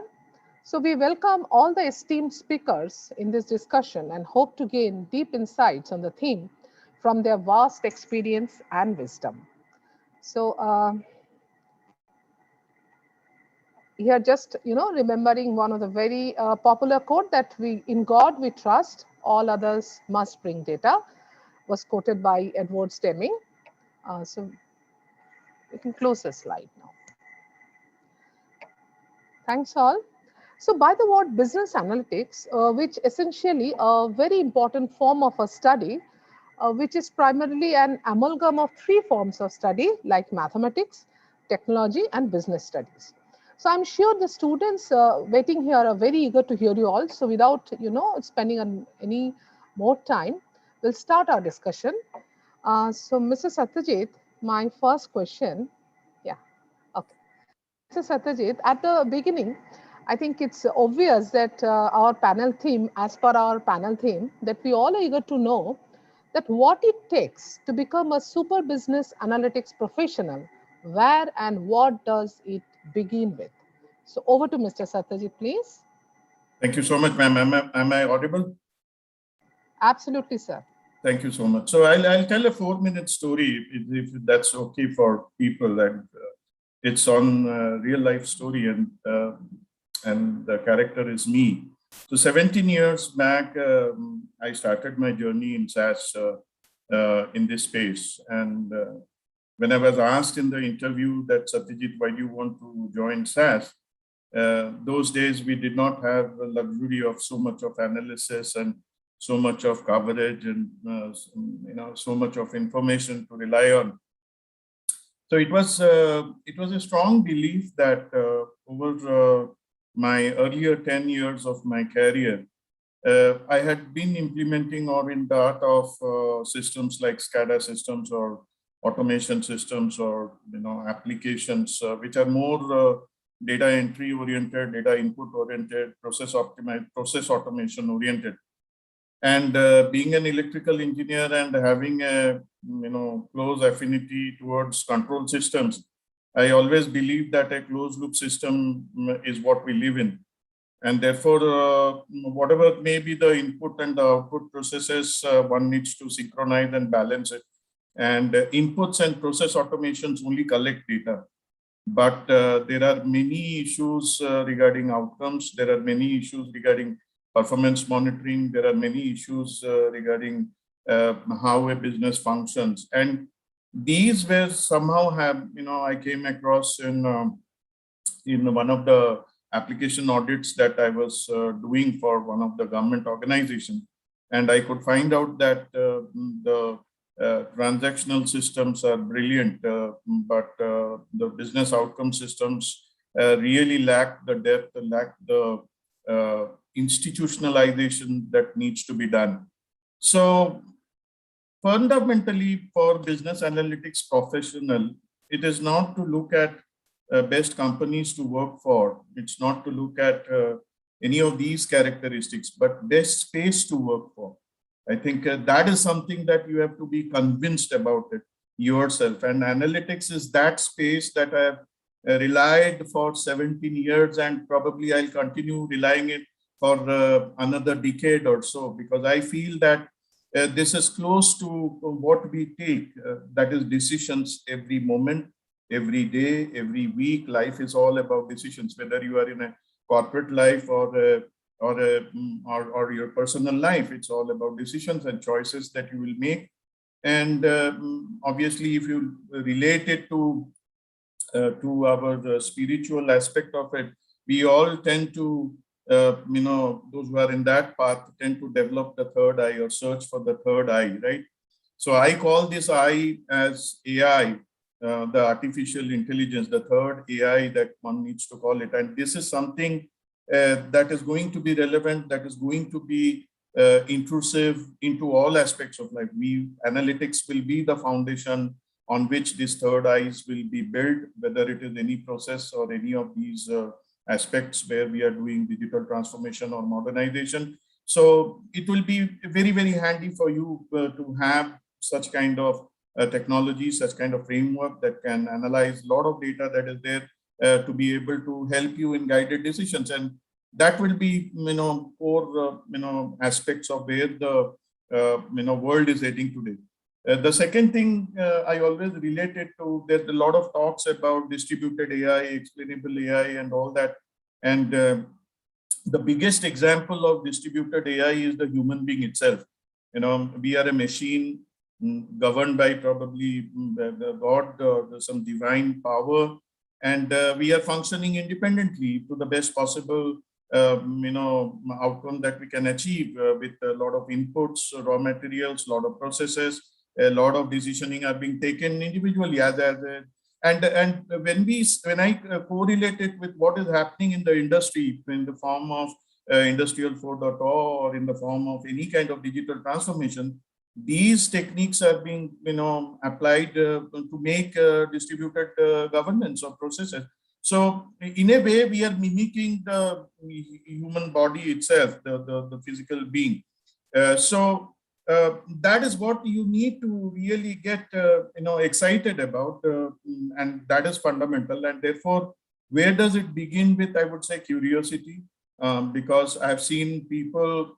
There is a technology side of it. There is a business side of it. A alignment of this business and technology would lead you to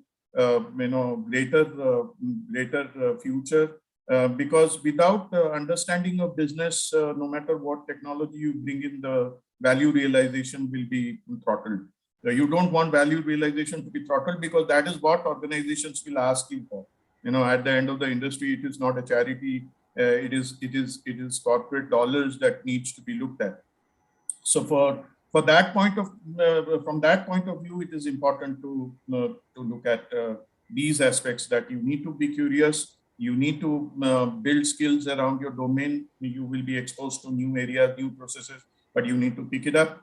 And it's a journey. So there is no end to that. This is a beginning. And every time there's a beginning only, there's no end. If you remember that, if you walk that path, success is yours. Thank you so much, sir. Thank you so much, sir. In the similar line, Mr. Hari, may I ask you this question, that what are the various routes the aspiring students can take to build a business analytics career? If possible, if you can mention some potential opportunity areas that professionals can work in this field. So over to Mr. Hari, please. Thanks, Professor Krishna. Am I audible enough? Yes, sir. Okay, great. Yeah, so I'll split my answer into two components, right? So when you look at a business analytics career, typically there are four vectors that aspiring students or aspiring candidates should look at, right? The first one is really the vertical. So which industry are you going to really look at? That's a very important consideration when you're looking at it from business analytics perspective, right? The second consideration of the vector is what is called domain. So within a vertical, you could have multiple domains. So sales could be a domain, finance could be a domain, HR could be a domain, so on and so forth, right? So that's really the second vector. The third vector is what I call technology. Today, analytics cannot happen without technology. And you can see more and more infusion of technology in the analytics world, right? So the third vector is really technology. And the fourth is what I call techniques. So techniques is anything and everything that comes with either a stats background and economics background, so on and so forth, right? So when you look at building a career in analytics, you could probably take one of these routes to build your career. Typically, what I would say is that you should at least have 2 out of the 4 competencies so that you can become a successful professional. Obviously, you can keep adding, but at a bare minimum, you should at least have 2 of these competencies for you to be successful, right? So, and again, the choice is up to the candidate, the person, as to what route they need to take, right? I would say from an industry perspective, all of these are critical. All of these competencies are critical. You should know the industry. You should know your particular domain. You should have a technology bent of mind, and you should also be strong from a technical perspective, right? So that's the first part of your question. That depending on your comfort levels, depending on what your background is, pick up at least 2 of these competencies for you to be successful, in the job market and in your career. The second part of the question is, what are some of the areas or applications that students can really look to, right? And it's a very broad spectrum, but I'll just give you a quick perspective, right? So some of the areas where you could really find some great work happening today, and we should probably aspire to do this. The pandemic is also helping us a lot in from an analytics standpoint. Is marketing analytics. That's a big space that organizations are really looking at. And within marketing, you could look at traditional marketing, you could look at digital marketing, so on and so forth. You could look at areas in and around finance analytics. It will be heartening to know. So today we look at simple things like collections. Using analytics in a very big way, right? A line function like collections. Analytics is really making great waves in this space, right? You do what is called balance sheet forecasting using neural networks. Okay, balance sheet forecasting, if you look at it from a finance perspective, is an extremely boring area. I mean, how can you really use neural networks to really make it interesting, right? So there are multiple areas that aspiring students can really look at. So there's marketing, there is finance, there is people analytics. Within the domains as well, right? People are specializing in a lot of components. People are specializing in what is called social media analytics. Social media analytics today in the digital world is a very big space, and the industry is really looking for a lot of people in this space. People are specializing in what is called drug discovery analytics, right? In the life sciences area, so on and so forth. So I would say that from a market perspective, from a consumption standpoint, it's a really, really big market. If you really have your competencies clear, right, where do you want to be? Do you want to be in the technology stream? You want to be in the industry stream, the domain stream, so on and so forth, which is something that an individual needs to really prioritize. These are the multiple avenues that, that students can really look to. I mean, I would just say that, as we're just coming out of the pandemic, analytics is really, looking up even more than what it was. And, this is like a great opportunity for people to capitalize on. Yeah, thanks a lot, sir. Thanks a lot, Mr. Hari. So definitely, students will get benefit from this information. So my next question is to Dr. Rajesh Kumar. So, sir, can you please explain the role of analytics and data science in overall digital transformation for any organization? So we see that you have a lot of experience in that. So if you can just throw some light on this topic, please. Sure. Thank you, Professor Krishna. Am I audible? Yes, sir. Okay. So good morning, everyone again. So I think, we would be wondering why we are talking of digital transformation when we are talking of business analytics or data science in general. Well, if you look at the area of data science or analytics, mostly this kind of work these days is part of the overall digital transformation journey of any organization. So you cannot look at analytics and data science or becoming a business analytics professional in isolation of all the other transformations that are happening in the digital area. Now, when we say digital transformation, right, typically, what do we mean by that? And you know, a few days back, we were having an offsite in Philips, and the digital transformation team, or rather the office, has been set up just about 3 months back. Although the digital transformation kind of projects were going on for quite some time within Philips, and my boss, who's the VP for digital transformation, he asked this question, right, to all of us in the team, that what do you understand by digital transformation? And uh, the answers that came out reminded me of the story of the elephant and the nine blind people, right? So basically, everyone had their own view of what digital transformation meant. So you would find different definitions, but at the end of it, what the summary of that, of what I understand, is that it is a process of using digital technologies to either create or modify your existing business process and improve your culture, your processes, and your customer experience. So this is really reimagining of your business in the digital age. The pandemic, as my other panelists have said, has also brought to the forefront the need to go digital. All of us these days order things online. In Philips' case, during the pandemic, we needed to ship several times more the number of ventilators that we normally manufacture, right? And it put a lot of pressure on our supply chains, which meant we needed to do use cases like predicting the lead times, the supply risks from our suppliers, how do we forecast the demand better, and so on. So therefore, it entails also how you change your your digital things across all the three dimensions: people, process, and technology. And within this but however, when we say there are so many technologies, so when we talk of digital transformation, we talk of the AR/VR technology, we talk of IoT, we talk of cloud, we talk of 3D printing, and so on and so forth. But essentially, if I look at Philips, for example, right, almost 80 to 90% of the work in digital transformation is around using data, analytics, and data science. So therefore, it becomes very, very important part of the digital transformation area. And as Peter Sondergaard has said, information is the oil of 21st century. Well, analytics is the combustion engine for that. And then John Owen has said, data is what you need to do analytics, but information is what you need to do business. So really, what is important for business analytics professionals is creating this information out of the data. And um, I'm also, my team, I'm new to Philips as well. I've spent just about 5 months here. The team that I kind of took over was just doing analytics, was not part of the overall digital transformation journey earlier.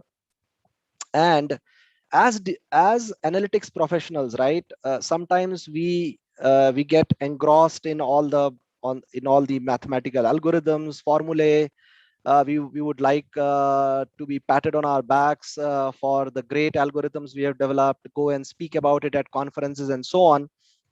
But at the end of at the end of it, we need to understand that we are part of this overall transformation charter and transformation journey for the organization. So and then within this transformation, we talk of several kinds of use cases. Hari talked about many of them. So right from the customer end, for example, segmentation, next best offer in the area of finance, revenue optimization, using IoT, big data on the supply chain side, supply risk prediction, or even in the area of services, returns forecasting, right? So there are different kinds of use cases that can be deployed in the business analytics area. And therefore, if you look at the kind of skills that we would need as business analytics professionals, really, Hari talked about the 4 dimensions. So just kind of reiterating some of it, you need domain skills, which means, if you're working in the area of manufacturing or supply chain or finance, you need skills in that particular domain, which typically come only with experience or with some background. If you've done your MBA, etc., you would need technical skills, like mathematical skills. So either you are coming from, let's say, an economics background, or your masters in mathematics, operations research, or things like that. These days it's very important to have programming skills as well, right? So all of the analytics typically is deployed using some of the programming tools like Python. R was of course there earlier. And then these days, there are a lot of tools coming up for low code or no code solutions. And most of these analytics are deployed on the cloud. So you would also need skills around deploying the applications within cloud, knowledge of some of the other platforms like SaaS or FICO, and so on. So what it really means is that it is not just important to do your analysis, but also you need skills to deploy it as an application so that the entire organization can benefit from it. And then finally, the people skills needed for adoption of these solutions. So I'll just stop here and over to you. Thank you, sir. Thank Professor you. Krishna. Yeah. So I think you have elaborated on the skills as well. So which was a very essential question was coming in my mind. So you've already answered that, sir.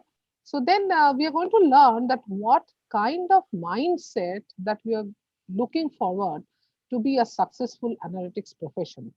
So can Mr. Gautam, can you please take up this question?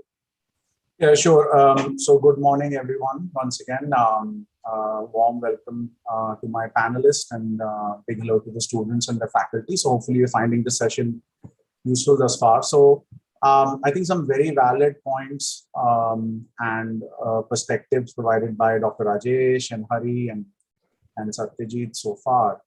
One area that I want to talk to you guys about is the mindset. So as you know, let's say, for example, in sports, as an example, we've got a lot of cricket going on, we've got the Olympics going on. One part is the skills that you have, which I think Dr. Rajesh also covered. The other part is the mental awareness and the mental agility that you need to develop. You will not be able to be a good data scientist if you do not develop this skill. You will probably just get lost in the technology.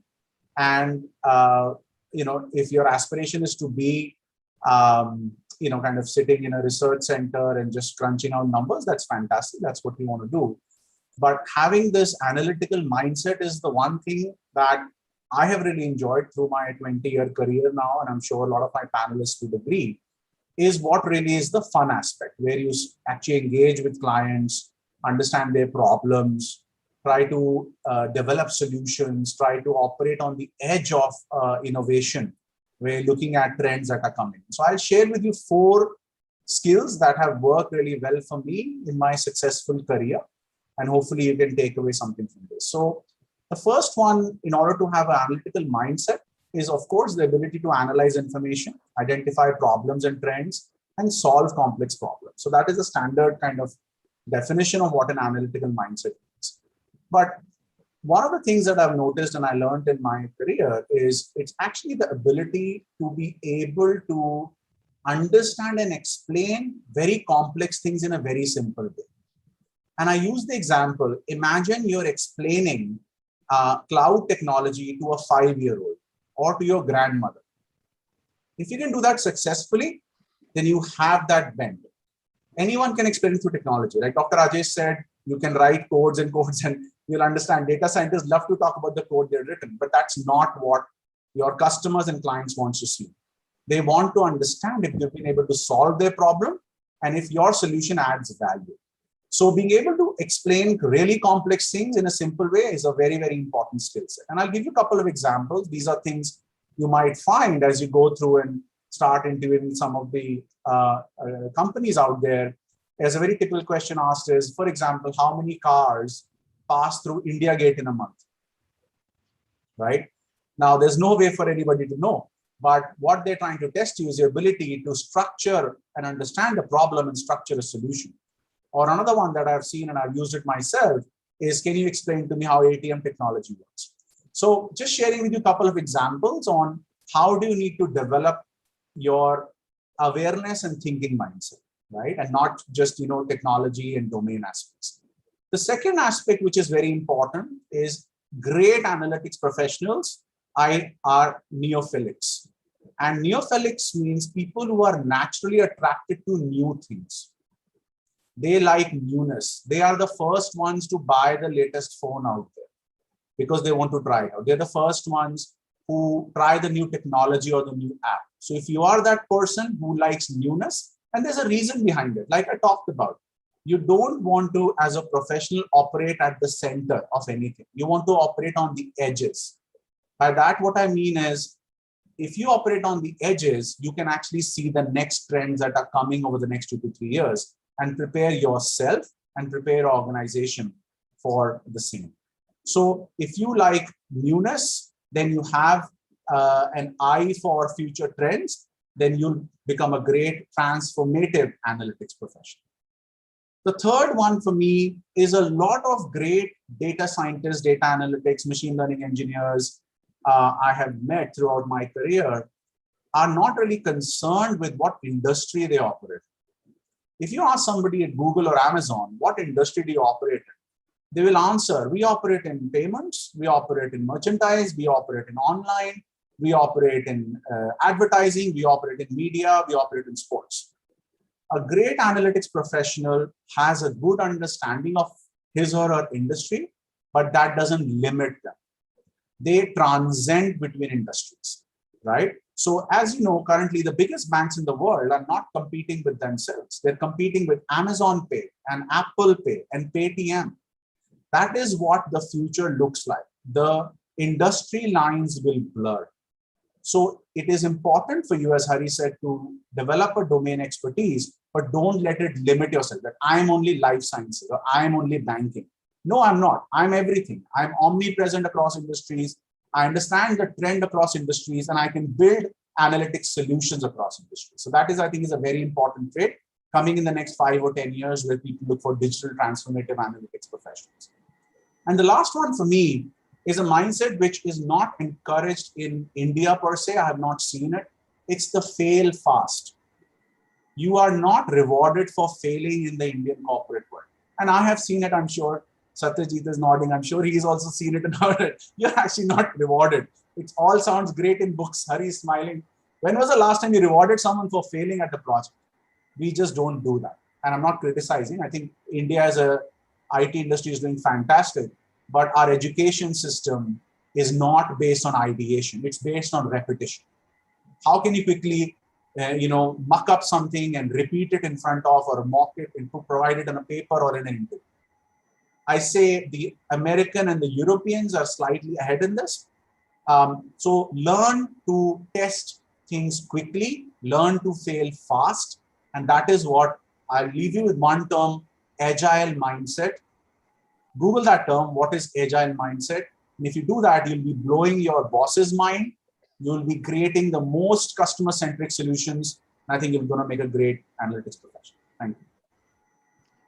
Excellent, excellent talk, Mr. Gautam. And, we love that line that some famous saying is about that if you cannot explain it to a 6-year-old, you don't understand it yourself. So that simple approach to the knowledge was very, very nice, actually.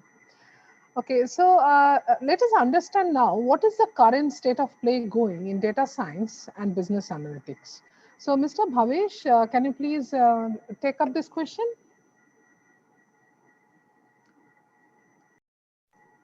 Sir, you are in mute, Mr. Bhavesh? Oh, I'm sorry.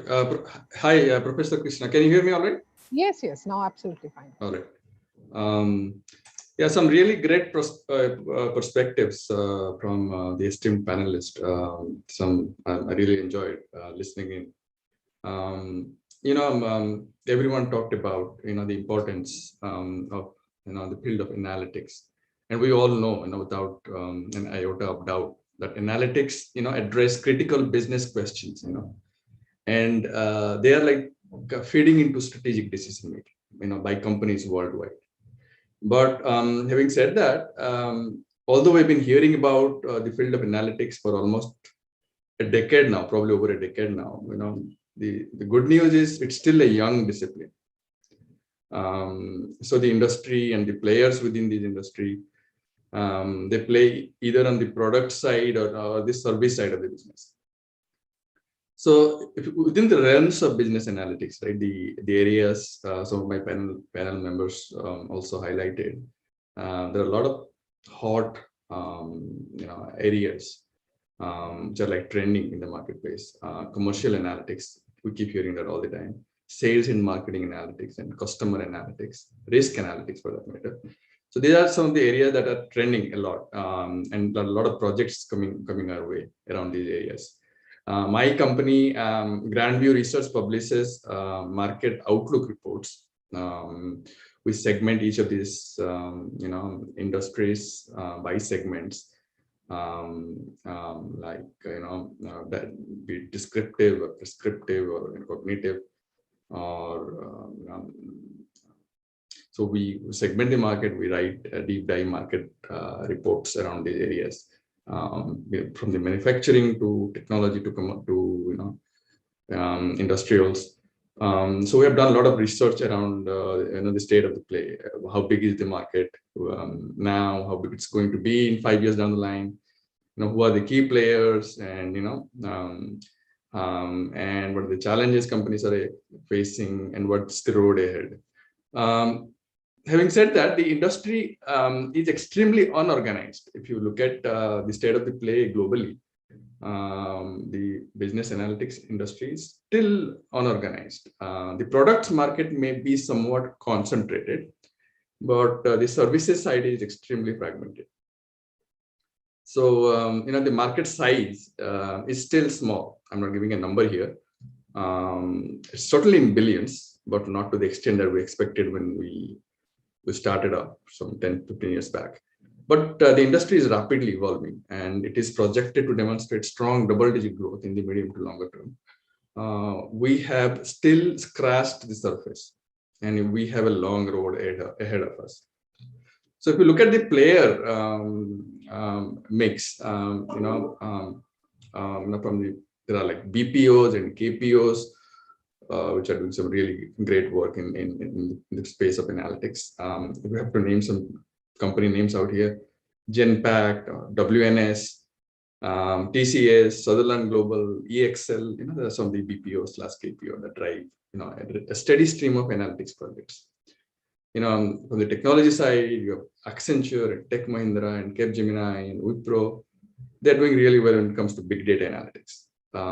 There are also a series of pure play analytics companies in India that I can think of. Companies like Latent View, Mu Sigma, Fractal Analytics, and Tiger Analytics, which are doing really well. There's a steady stream of analytics services projects coming their way. I'm a life sciences and healthcare guy, and I have roughly 25 years experience in this space. We have done a deep, insightful market reports for our global company lately, for a biopharma client of us. Big data from the healthcare life sciences perspective is really evolving fast, and it will fulfill the improving clinical outcomes at a reduced cost. So the role of analytics in life sciences and healthcare is profound and immense, because they offer the prospect of improving patient outcomes at a reduced cost. And everyone knows, the healthcare costs are rising fairly rapidly. Everyone wants to contain the cost. So analytics is a big role to play in here. If you look at the overall market for healthcare analytics, globally it is roughly 33 billion, going to become 33 billion by 2024. The market was sized roughly at 19 billion in 2019. So if you look at the CAGR, it is growing at 12% in the next 5 years. So in terms of the industry composition in the healthcare analytics mix, you have companies like, you have the segments within the life science and healthcare, which are like medtech, pharma, and healthcare payer and provider.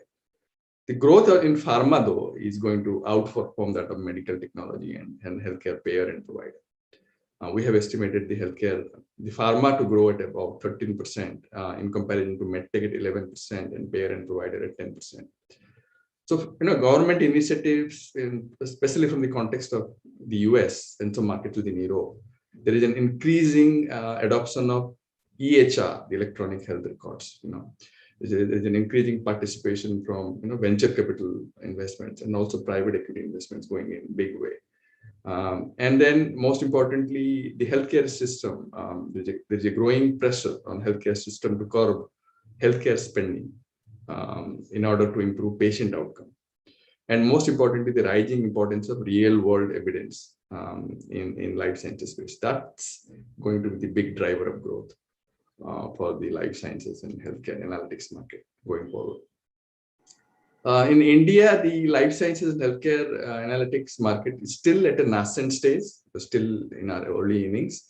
But it's going to expect it, like as I said, it has a big role to play when it comes down to bringing down patient death rate by using more focused tools for diagnosis and planning out proper treatment procedures.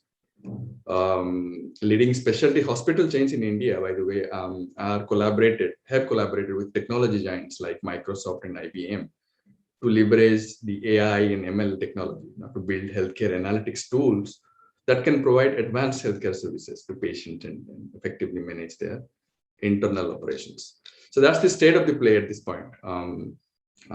That's if you have anything, let me know. Yes. Thank you, Mr. Bhavesh. It was really insightful to know because we all can see that how the analytics is taking a major role in the healthcare or health, life sciences. So I think we have a little short of time. Can we go a very fast, one-line kind of answer in the second round? Can we do it? Quick answer, just 1 or 2 line answer. So just as we do it in kind of rapid fire. So my first question is to Mr. Gautam. There's an interesting term called purple people. So who are basically these people, and why they're important, why they're in the heart of cognitive systems? Could you please respond? Just 1 or 2 lines, very fast. Sure. So purple people, right? So it's got nothing to do with the The Color of Purple, which I think is one of the most underrated movies of all times. Let me define this. So purple is made of 2 colors, red and blue. Let's say the red color symbolizes strong, distinct, independent, and they both represent these perspectives. The red color represents technologists, people like data engineers, data analysts, data architects, predominantly from the CTO organization. I think a lot of my panelists talked about it. The color blue represents business people, marketing people, product people, digital people from the CIO office, the digital office, the innovation office. What my philosophy is, and this is what I've been telling people over the last 4 or 5 years, is the time of neither or is not there anymore in the future.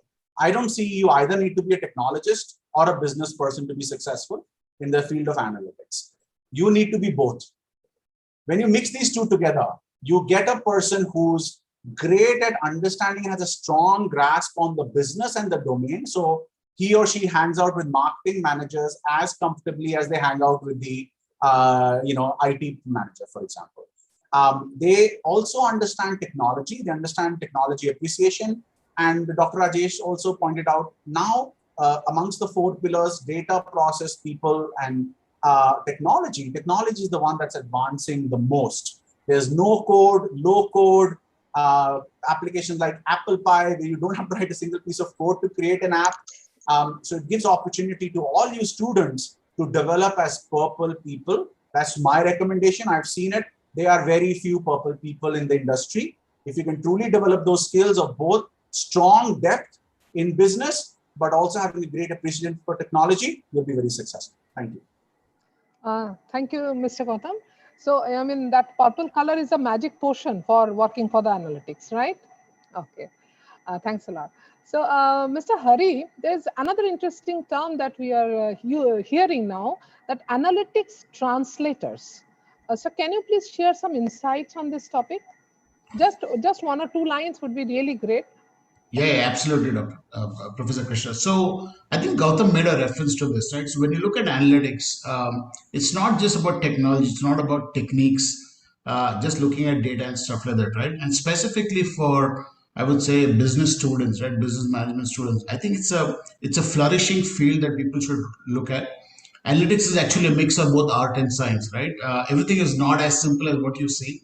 You just don't push a button and build some models and get all the results out. But there is, some level of interpretation of what you're trying to do. So the way I would look at analytics translators, and by the way, it's the world is actually talking about this being the best job by the mid of this decade, right? So by 2025, about 4 to 5 million jobs are going to be, actually called analytics and data translators, like these two data sciences in the previous decade. So it's a good chase for professionals to do. And what analytics translators typically do is across the value curve, identifying the problem, looking at what kind of data is required, helping out business as well as the analytics organization to say, how do I really look at the insights and scale this up? How do I operationalize what we do? Is really, in a very small and a short form to say what analytics translators will typically do. In a real environment, when you go to the actual world, away from academics, you could build the best of models. At the end of the day, if it doesn't really deliver the kind of results that you want, the model is really sitting on a machine, right? It's really of no use to anybody. The world has now moved to this fact that, hey, we need specialists who are called analytics translators who can walk through this entire spectrum, either from a data perspective, problem understanding perspective, helping the data scientists really build the right kind of models with their technical expertise, and really help deliver these so that there is the right kind of impact for the business, right? So that is what I would call as analytics translators. Very quickly, 30 seconds, what typical skills are required in this space? You should have a good flavor of domain and industry. So if you're trying to understand a problem, you yourself should be part of the industry or the domain to really explain that. That's one. Two is some generic understanding from a technical and a technology perspective. You can't be completely innate. You really need to understand some use of it. I would say third, very important, is project management skills. Typically, analytics translators see the end of a program or an end of a project. So they should have good program management skills. And finally, I think, panelists spoke about mindset, right? An analytics mindset, right? How can you really use analytics to really solve these problems?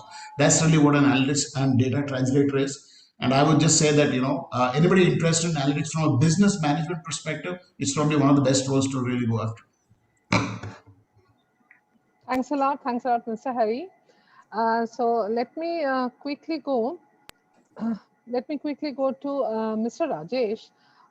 Can you please, Dr. Rajesh, can you just say in a very short form that how important is to have soft skills or the storytelling part in this analytics world? Yeah. So I'll just say 2-3 things. Let me start by saying, what Dale Carnegie said, that when dealing with people, let us remember we are not dealing with creatures of logic, right? So this might sound a little paradoxical that people are logical, but we are all emotional beings as well, right? So I think, as somebody said, data science is both an art as well as science. The science part is basically you are crunching the numbers and data, but the art part is really showing the impact, talking about the impact to our stakeholders, bringing the change management, and really getting the solution adopted by the business. So I would say that in Philips, for example, my almost 70 to 80% of my time goes in just talking about the impact of our work, managing the change, and influencing our stakeholders for adoption. And in Philips, what we try to do is, for example, start all our meetings and presentations with some kind of a customer video on how the work that we are doing is going to impact the customer. So I think that one tip that I can give you in terms of storytelling is link your work to how it will impact your external or internal customer. And then I'll just end by saying that, what Jim Bergerson said, that data will talk to you if you are willing to listen. But I would add to that that we need to be good listeners and storytellers as well. Thank you. Yeah, thanks a lot. So I know we are again running towards the end of the discussion. I think the students are really ready, they have many questions to ask. So I'll just take one line from our panelists, Mrs. Satyajit and Mr. Bhavesh, that if you say, what is that single line takeaway from this session today to our students, please, and both of you, if you can just say, Mr. Satyajit and then Mr. Bhavesh, that what is that single line takeaway from the session today? That would be really great. I think for the students, what they need to look at it is that the future looks very promising as far as this profession is concerned. Will give a lot of opportunities to excel, and obviously I consider data democracy and analytics democracy to be the two biggest democracies that will take shape very soon. And obviously the fact that it supports decisioning, so it hits at the C level, right at the bottom line or the top line. So when you look at a subject that is built on improvement, innovation, and intellectual property, and many said about the need for having influencers, being influencers in the business decision, I think. This is the single most, skill of being an analytics professional that the industry will require when they go into the path of shaping their company or their entire empire into an algorithmic business. Because it will not be simple to do that, because it spans a data to decisioning life cycle. So, and one needs to appreciate that. And if you wear the hat of the consulting hat, the business consulting hat, and dovetail your analytics expertise under that, I think you will bring in the change that the organizations are looking for. That's what I would say the students should take from this discussion that we had. Thank you, Mr. Satyajit. Mr. Bhavesh, if very short form, if you can just tell one or two lines on that. Yes, Professor Krishna. See, the market for analytics is, the current state of the play is all about capability development, demonstrating expertise. That's how companies build brands and deliver client value. So, and when it comes to analytics professionals, it all pivots down to the strength of the technical and domain understanding. That's where the skills and competence of our KIIT student community come handy. So the good news is the demand for data analytics professionals continue to outstrip supply, and that's the global thing. It's not just in India; it's across the world. We get to see supply outstrip demand. Demand is very, very high, and supply is less. So I think this trend is expected to continue for years to come. So certainly we have regions for our students to cheer.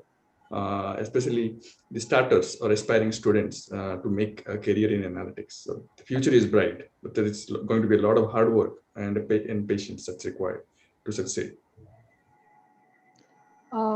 Thank you, Mr. Bhavesh. So now I think we can start a very short 5 to 6 minutes question answer session. So I think we can take 2-3 questions from the student. So if you have any question, I'm sure. Can you please unmute and ask the question? Yes, ma'am, I'll do that. So I can see Rahul has raised a question. Raslin, would you like to ask a question? Yes, ma'am. So good afternoon, everyone. My question is coming from a non-engineering background, how much scope is there for a student from non-engineering background to get an opportunity in analytics? So I can take a 30-second stab at it. So because I'm from a non-engineering background, so I think I'm probably slightly, more qualified to answer. I don't think it impacts your chances anyway, Raslin, and this is to the students. I think having an engineering background definitely establishes your strength in certain areas, like mathematics, maybe statistics, and maybe being able to structure your thoughts. But it doesn't, if you're not from engineering background, it doesn't certainly restrict you for a long and flourishing career in analytics. There are so many roles that are coming up. Hari talked about analytics translators. What I've seen in the last 20 years, and I've only been in analytics, right? I started in 2000 when we were pulling data from mainframes and writing code in SAS. The analytics value chain has kind of exploded now, where there used to be 1 or 2 or 3 roles. So we used to have 3 roles, right? Someone pulled the data, someone built the model, someone built the visualization. Now there are 20 roles in that value chain, right? So absolutely, my suggestion to you will be find your sweet spot in terms of what your strengths are. Don't worry about what you don't have. Focus on what you do have. And I explained to you, and I think a lot of the panelists talked about the soft and the technical skills, analytical mindset. Trust me, the biggest problem and the biggest gap right now in this field is people who are able to talk to business. The analytics translators. There's not enough people business can understand. Your typical marketing product manager does not understand what a data scientist is saying. It's like speaking German and French. So we have great scope and great amount of people who can do a lot of technical things. Try to focus and try to think that purple mindset is how can you expand on what you have and still have an appreciation for technology. So hopefully that answers. Thank you. Thanks a lot. Rahul, you want to ask a question, Rahul? I can see Rahul Tejwani also raised hand. Yes, ma'am. So good afternoon, everyone. My question is from Hari, sir. Sir, you mentioned that to enter in a field of analytics, a new person should focus on 4 vectors that are vertical, domain, technology, and techniques. So, sir, can you please explain about the term vertical? Yeah, sure. So vertical typically is industry. So industry is also called vertical. So when you go to the non-academic world, right, we call them verticals internally as organizations, right? So you can call it as industry or vertical. There's a difference between vertical and domain. Like I said, within a vertical, you have multiple domains. Marketing could be a domain, finance could be a domain, so on and so forth, right? So when you're looking at roles, like Gautam said, right, the sweet spot is really where you can translate. So if you're going to have a combination of an industry and a domain, you're probably going to be a very, very well sought out professional, in the analytics world.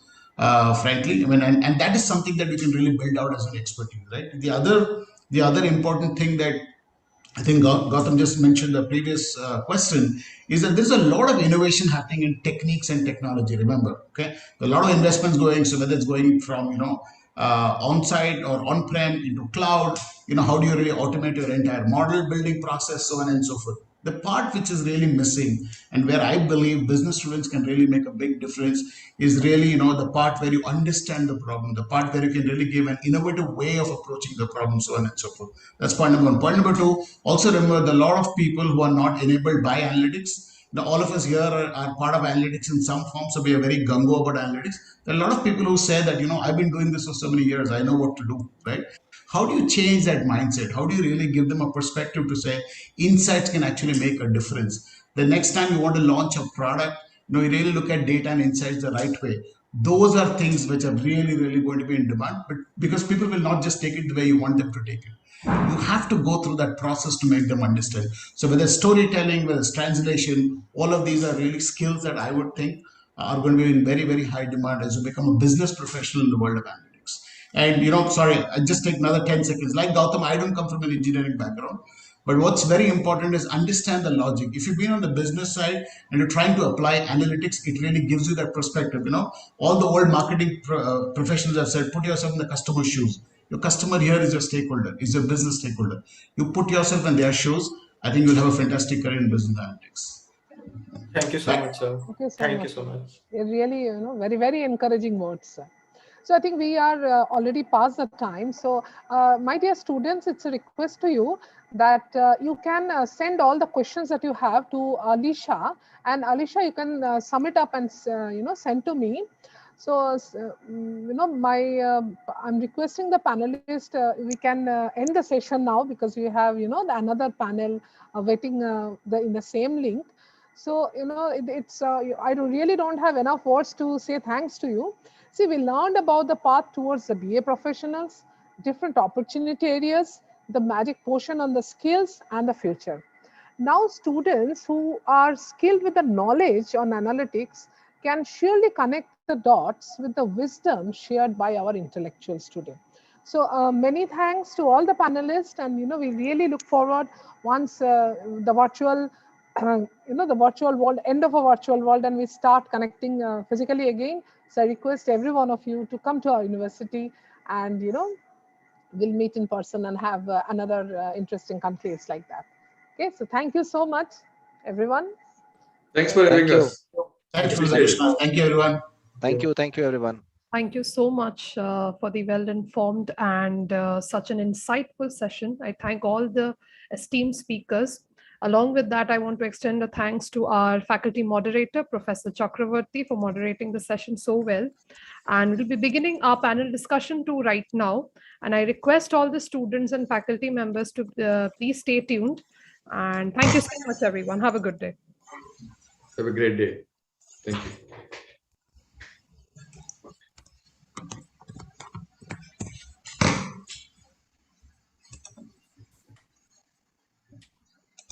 Good afternoon, ladies and gentlemen. I, KIIT Deemed, a student of MBA second year, welcome all esteemed guests, distinguished speakers, corporate delegates, respected faculty members, and my dear friends to the second panel discussion on the topic Data Analytics, Challenges, Responsibilities, and Social Media Strategies. This panel discussion is a part of the second National Business Analytics Konclave of KIIT School of Management in association with KIIT Schools of Computer Engineering, Electronics Engineering, and Computer Applications on the theme Demystifying Analytics. Moderator for this panel discussion is Professor Ashutosh Kar, Associate Professor in the area of IT and Analytics at KIIT School of Management.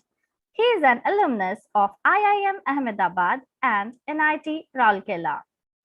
Before joining School of Management, Professor Kar has more than 20 years of total experience, out of which he has spent around a decade in the industry in organizations such as TCS and IBM Global Services, with experience ranging from software delivery to business development for large multi-million-dollar accounts.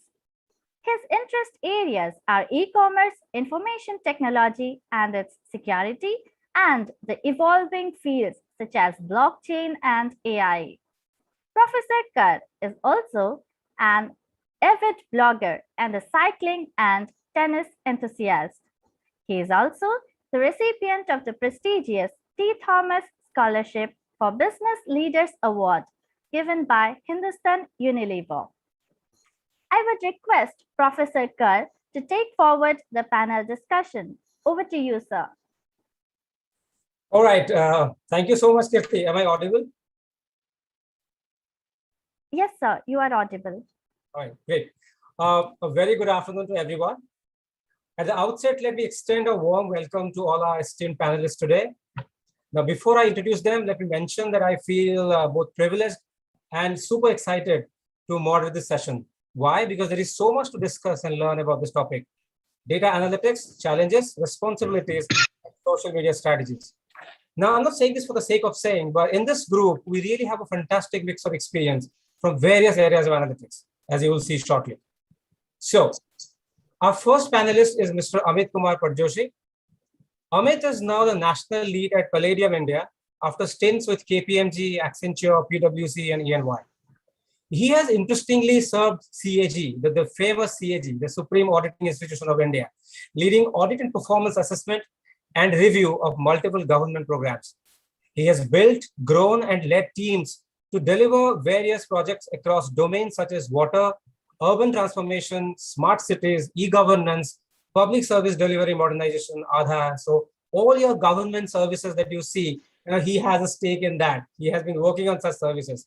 During the last 18 years of his journey in government advisory, he has worked across various projects with central, state, local governments and funding agencies such as World Bank, IFC, UNDP, and ADB. He is an MBA from XIMB Bhubaneswar from here, and is also a World Bank certified public procurement expert. So welcome, Mr. Amit. Our second panelist is Ms. Parmjit Vedi. Parmjit is working as a director, data analytics, leading India data analytics practice at Publicis Sapient India. She is a passionate data evangelist who has worked across various businesses, including retail, auto, BFSI, travel, and hospitality, with focus on designing solutions to address business problems using data at the core. She has worked in optimizing the customer journeys for better engagement and conversions, leading to business outcomes and making businesses realize the benefits from their investments in digital transformation. She is also an avid speaker. She conducts many sessions and panel discussions in various forums. So welcome, Ms. Parmjit. Our next panelist is Mr. Tarun Goel. Tarun is currently the Director Analytics at Tiger Analytics, a pretty popular and well-doing analytics firm. His core expertise is analytics consulting and data science. In the last 13 years, he has been in several leadership roles, focusing on project delivery, account management, go-to-market strategy, analytics strategy, and C-suite engagement across multiple industries, including financial services, insurance, healthcare, and retail. And before joining Tiger, he was part of the leadership team at EY, was also instrumental in setting up and growing the financial services analytics practice. His focus areas have been developing plug-and-play industry-focused analytics solutions in delivery accelerators to help curate market-differentiated offerings. He loves to mentor and coach young talent, people like most of my students here right now on this call, and is passionate about learning new technologies and solving complex business problems. He has a BTech in information technology. All right, so moving on. Our next panelist is Mr. Amitav Panigrahi. Amitav serves as the Vice President and Business Head for Data and Analytics line of business at ITC Infotech. Prior to this, he was leading the business development charter at Wipro in the area of analytics and information management. He has helped Fortune 100 organizations in building competitive and differentiated assets through digital strategy and transformation. He's an alumnus of XIMB and NIT Rourkela. And as I discovered yesterday to my delight and also to my surprise, he also happens to be, now please don't judge me, my immediate senior at NIT Rourkela. So welcome, Amitav. Hi. Last but certainly not the least is Mr. Sandeep Lakshmipati. Sandeep is the Director of Software for Edison AI Platform at GE Healthcare in the John F. Welch Technology Center in Bengaluru, India. He has played diverse roles in technology and product management. He leads many initiatives to accelerate AI product development across healthcare products from GE, making it easier for data scientists to bring AI-based innovations into medical devices. Yeah, that's something all of us should be interested about because health is on everybody's agenda these days. So before joining GE, Sandeep has worked as Logitech, a leading portfolio product management function. He holds a BTech in CS from Bangalore University and a master's in software systems from BITS Pilani. He, pretty interestingly, also completed the advanced management program at IIM Bangalore and has filed 20 US patents and published several case studies, right, through IIM Bangalore and Harvard Business School Publishing. So wonderful, Sandeep, welcome. Okay, so that's a lot of expertise in this room, right? Now coming to the topic, I would rather start with a recent experience. A few weeks back, I was shopping from pepperfry.com, and while checking out, I noticed that the browser was trying to reach Facebook. Now that struck me as odd because I do know that even a data behemoth like which has so much data with itself, including WhatsApp, Instagram, gathers even more data about consumers from data brokers. But I wasn't expecting an independent e-commerce company like Pepperfry to interface with Facebook while checking out a customer's cart, So this goes on to show that how hungry everyone is for data. And as of 2018, over 90% of all data was created in the last 2 years only. Google handled 3.5 billion searches per day. Netflix in 2017, not recently, during peak times captured over 1 trillion. Yes, 1 trillion, events per day. Now, during this pandemic, you can only imagine by what factor these numbers would have gone up. So, as Spider-Man says, well, not exactly, that with great amounts of data comes great responsibility. Yeah. So, including security and privacy concern. So, without much further ado, let's hear from our panelists about the challenges and responsibilities of handling data, including social media data, and more importantly, carrying out analytics. Quickly, as far as the flow is concerned, we'll have about 4 minutes for each panelist to speak on the topic, post which we will have a moderated discussion, and then followed by Q&A from students. May I request the panel members to liberally pepper their talk with real-life examples to illustrate their points so that it's easier for students to understand and appreciate. And please pardon me if I remind you of the time. That's my job. Okay, so with that, let's begin with Amit. Amit, you come from a lot of government expertise and government experience, and we'd like to hear from you this very special angle dealing with analytics, right? Yeah, over to you, Amit. Yeah, thanks, Asutosh, and very good morning to everyone. Rather, it's a good afternoon right now to everyone and to all my fellow panelists. Of course, to qualify myself, neither I am a data scientist, neither I am a technology guy, nor I'm an academician like Asutosh and his colleagues. But yes, there has been great life experience working with government, seeing government in close quarters to understand how they read data, in what manner they can play with the data, and in what manner can they benefit the citizens in some other way.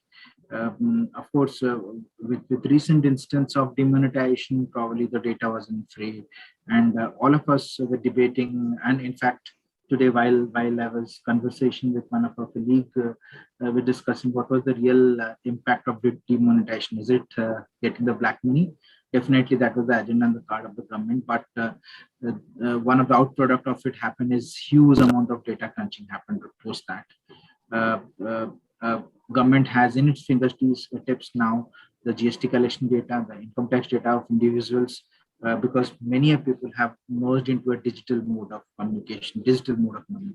So the way the government is looking the data has changed definitely by post demonetization, and that's one example of one tipping point which happened wherein all on the factor of introduction of GST. Is introduction of GST's prime agenda is to curtail all kind of taxes and merge into one? Definitely yes, but yes, the other part is that bring every data into one single repository, and so that can be analyzed effectively to ensure that whatever expectation of the government in terms of adherence to compliance and the policies works effectively. So while as Asutosh highlighted, with a huge amount of data, it comes great responsibility. Being in government domain, it is even much further.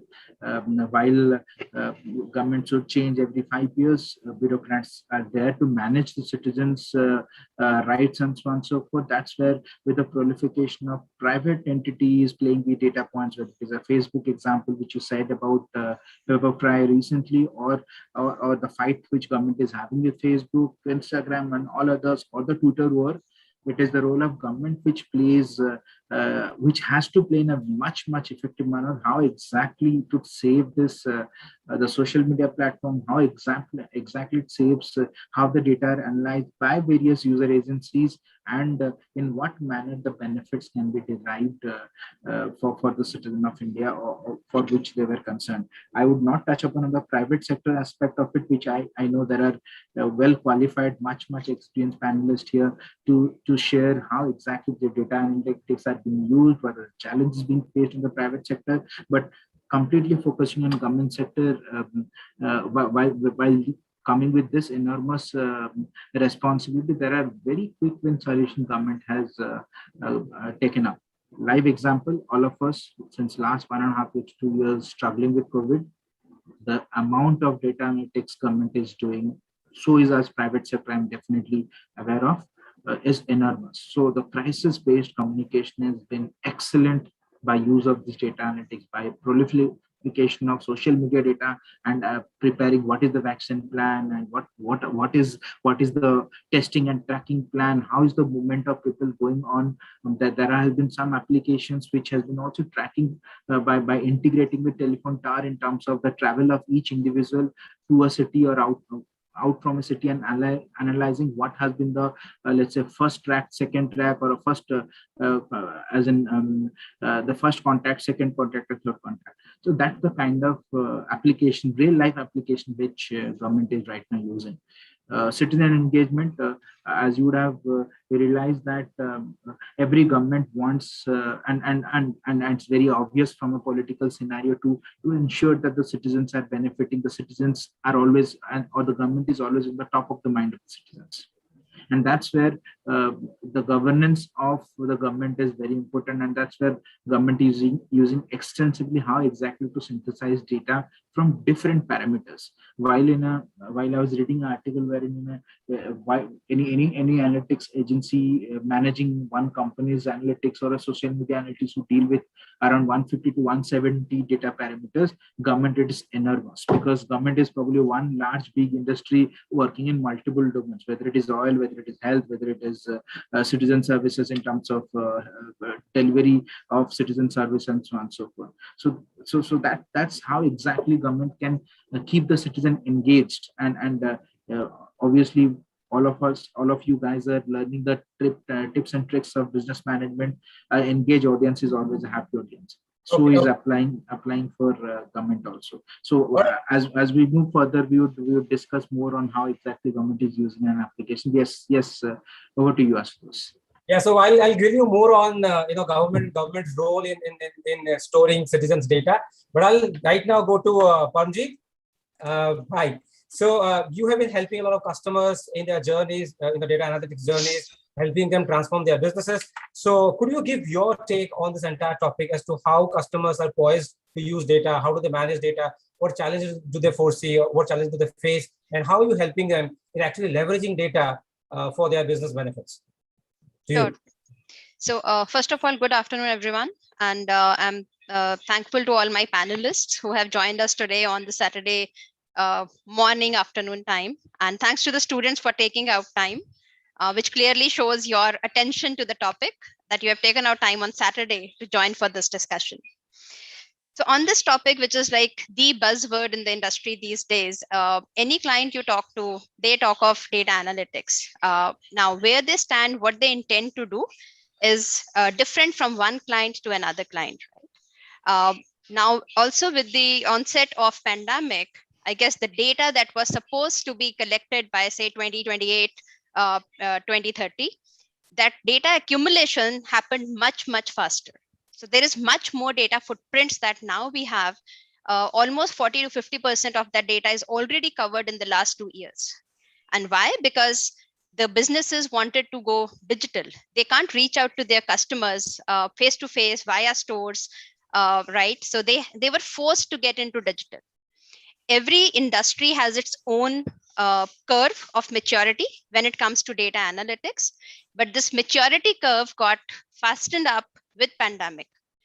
Industries which were thinking more of kind of a brick and mortar stores like automobile, right, is a very classic example where the maturity was going at a slow pace as compared to retail industry, which was already pretty mature when it comes to digital.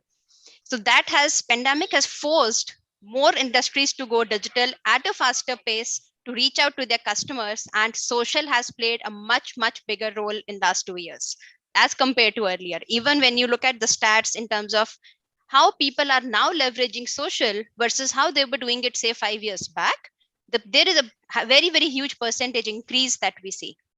And all of that is because we want now accessibility at our ease, at our fingertips. We can't go out, but still we need information. And that is where the data is getting generated. That is where analytics has become even much stronger. But when we talk of analytics, there are a couple of things to understand. And as students, I think it's really, really important for you to have a perspective as to how data analytics happens. It doesn't happen over few days. It is a journey. It's a maturity that businesses need to evolve. And as data analysts, we also need to evolve on that journey. The journey starts from a very, very basic, which we call as foundational.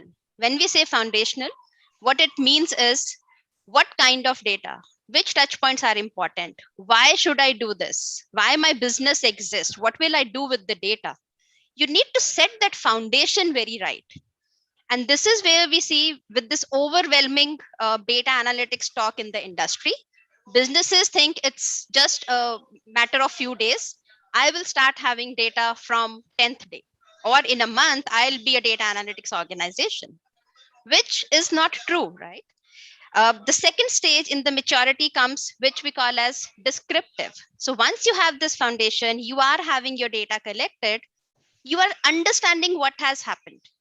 The data is giving you certain signals to describe what happened.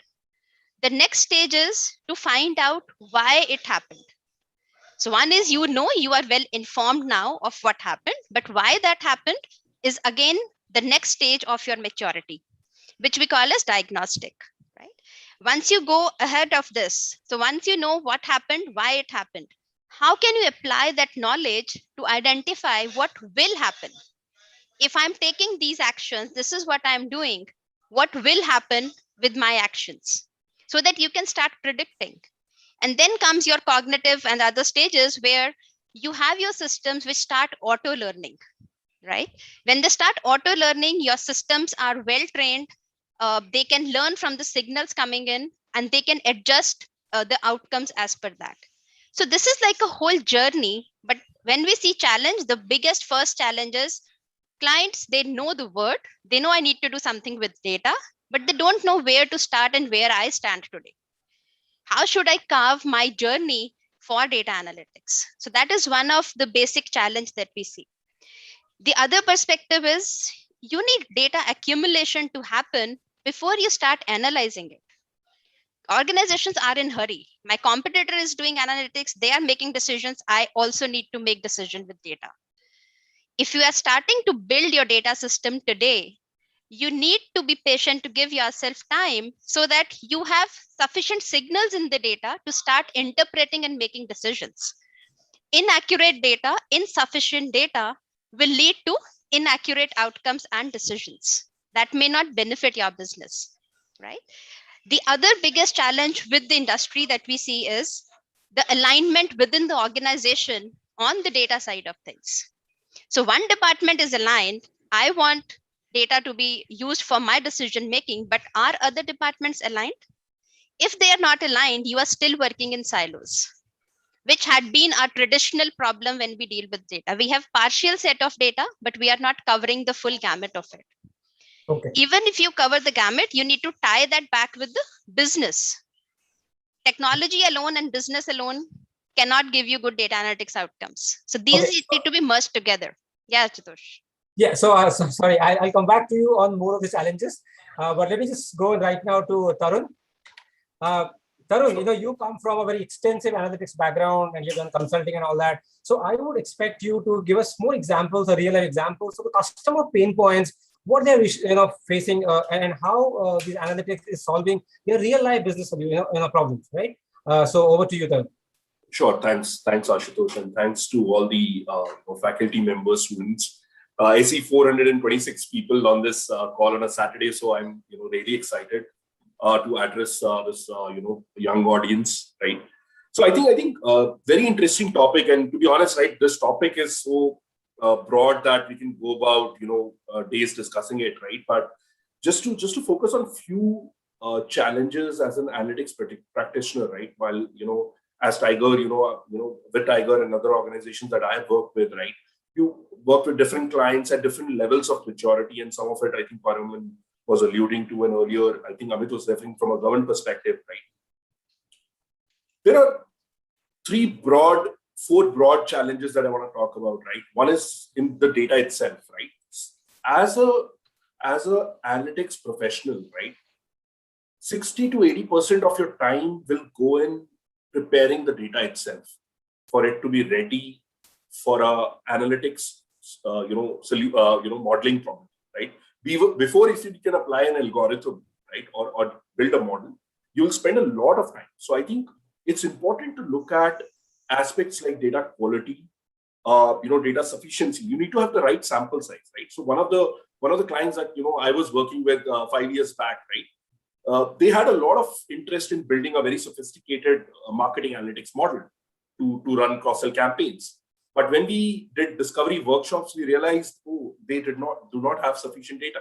And I think Param was talking about that. You need to start that journey early, right? So I think quality is very important. Looking at factors like, is there enough missing values in the data? Are there anomalies in the data that you can detect, right? Those are very, very important factors. The other factors that I will talk about is, the right data itself, right? See, any analytics modeling problem will learn from historical data and will give you future predictions. That's how it works, right? If you're feeding in the wrong data, the algorithm will learn from the wrong data and produce, incorrect outputs that are not expected by the business, right? So it's like garbage in, garbage out. So feeding in the right data, keeping in mind the business problem you're trying to solve is absolutely critical, right? So I think data itself, right? The landscape is changing with social media data, with unstructured data like images, videos, right? You've got a lot of text coming in. The challenges are becoming more complex, right? And as there are a lot of regulations which are coming up globally, right? GDPR, California Protection Act in the US. You have India now coming up with the data protection bill that is in Parliament, tabled in Parliament to be approved. And I think once that gets through, I think it will change the landscape of how we look at data. And I think Amit, would have a lot to, say on that. But when we look at data, I think privacy and the privacy of customer information is very, very important, right? As an analytics practitioner, we have to make sure that, do we have the right consent to be accessing a lot of data, right? If you look at our organization, we will be working on data for a lot of clients, right? There has to be right protocols in place that, we have the right consent, right security protocols to ensure that we are, following all the regulations and complying with the client requirements. The other challenge, the biggest challenge that I see, right? It's a challenge and an opportunity for an analytics professional, right? It's about, as the 70 to 80% organizations have increased their analytics and AI budgets in the last 2 years. It's a study has shown all of them have increased their budgets, right? People are looking to adopt analytics more and more. It is very important that, will you be able to deliver the right value and ROI on the analytics use case? Otherwise, it becomes an academic exercise, right? As an industry professional, you have to make sure. And how do you assess it at the upfront, even before you start a client project, right? How will you assess that, okay, I'll be able to deliver the ROI 3x or a 5x impact? You will be investing a lot of money in an analytics project, right? It's a long project that you'll be doing, a lot of effort and money goes into it, right? So as you look to build a career, I think start thinking around that, why are we doing the problem, right? So at Tiger, we follow a business value articulation framework that is, articulating the value upfront and helping the client at the first stage itself, right? And I'm sure, this is a very standard, problem across industry. So that's very important, right? Defining the value and ROI. The other aspect, last aspect that I want to talk about is the whole operationalization aspect of analytics, right? Building a model is easy. Right now, 50% of a data scientist's time is spent on deploying and running and managing that model, right? What has happened is that as organizations have built a lot of analytics assets, now they're facing a problem of how do we manage it effectively? How do we run these models, right? A large bank would have 200 plus models, right? How do you manage it in real time, right? Because a lot of decisioning is being done for your end customers basis those models, right? Your business top line and bottom line is being impacted.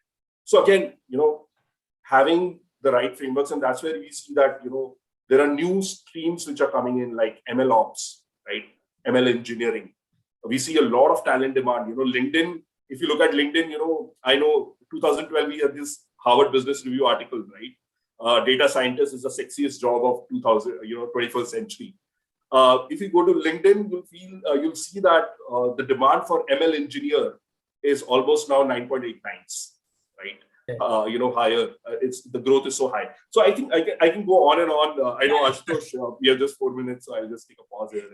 Yeah, I'll come back to you on LinkedIn and job profiles. Maybe I can get me a job. But I'll just right now go to Amitav. Hi, Amitav.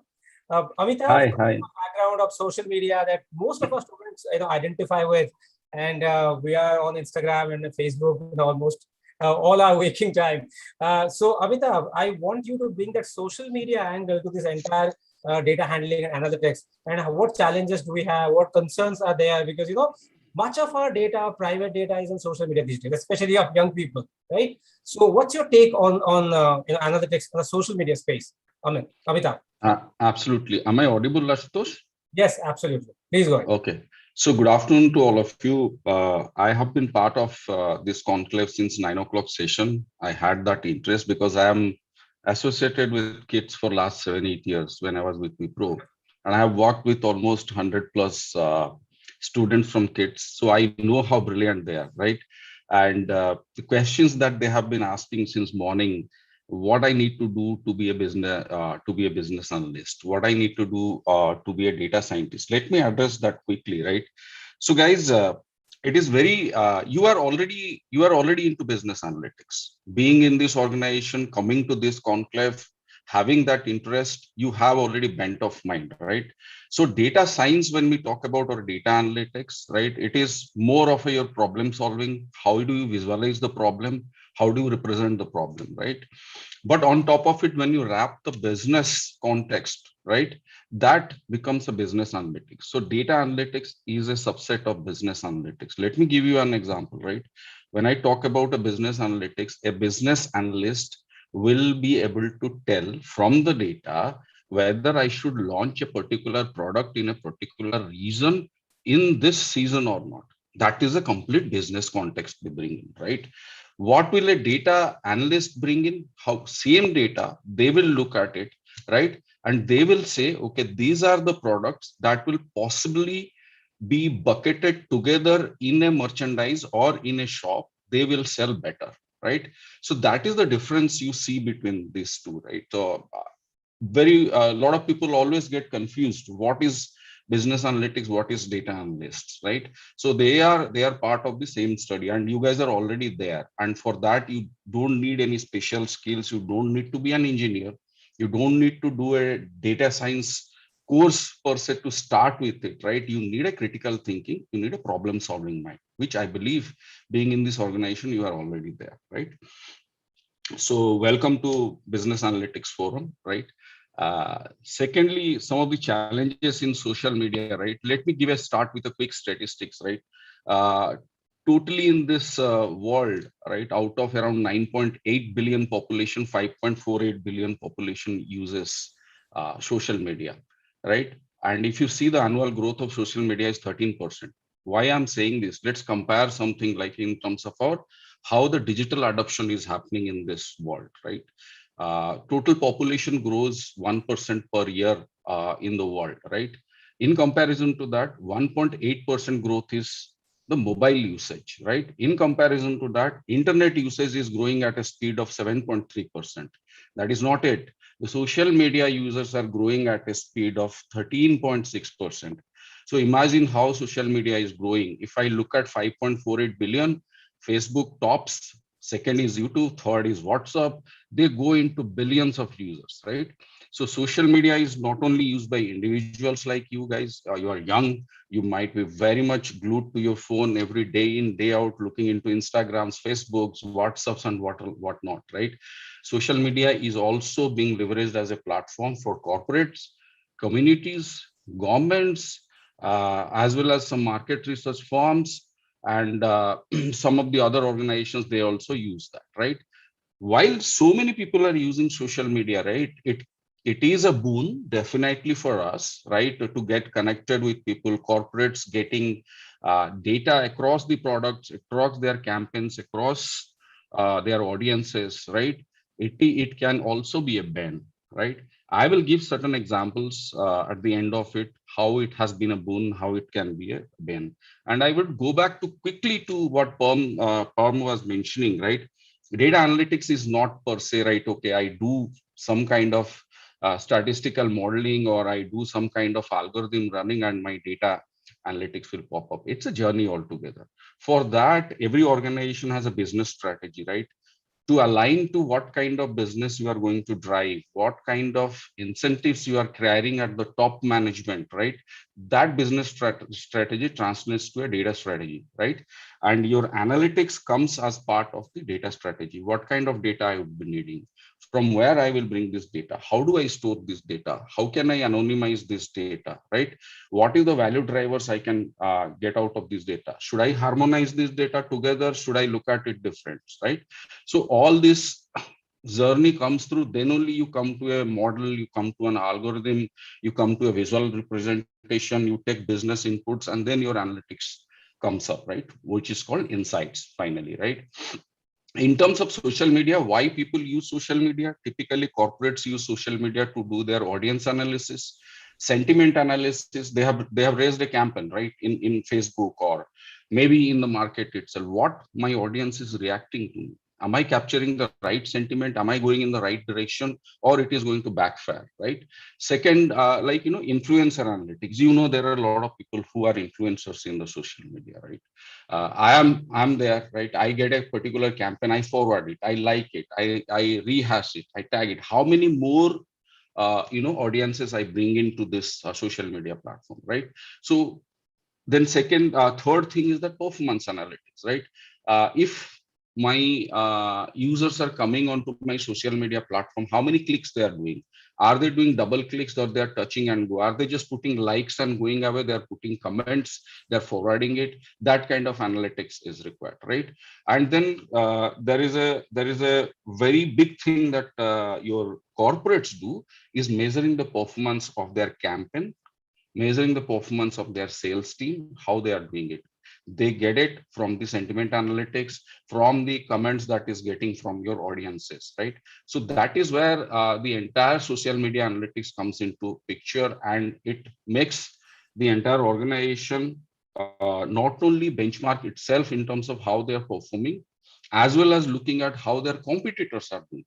What better my competitor is doing, how can I overshoot that, right? If I am not doing that social listening as per I say, right, no organization is succeeding nowadays, right? If I go back to statistics, all my customer experience projects, 68% of the total customer experience projects will leverage social media in next 1 to 2 years. That's the statistics says, right?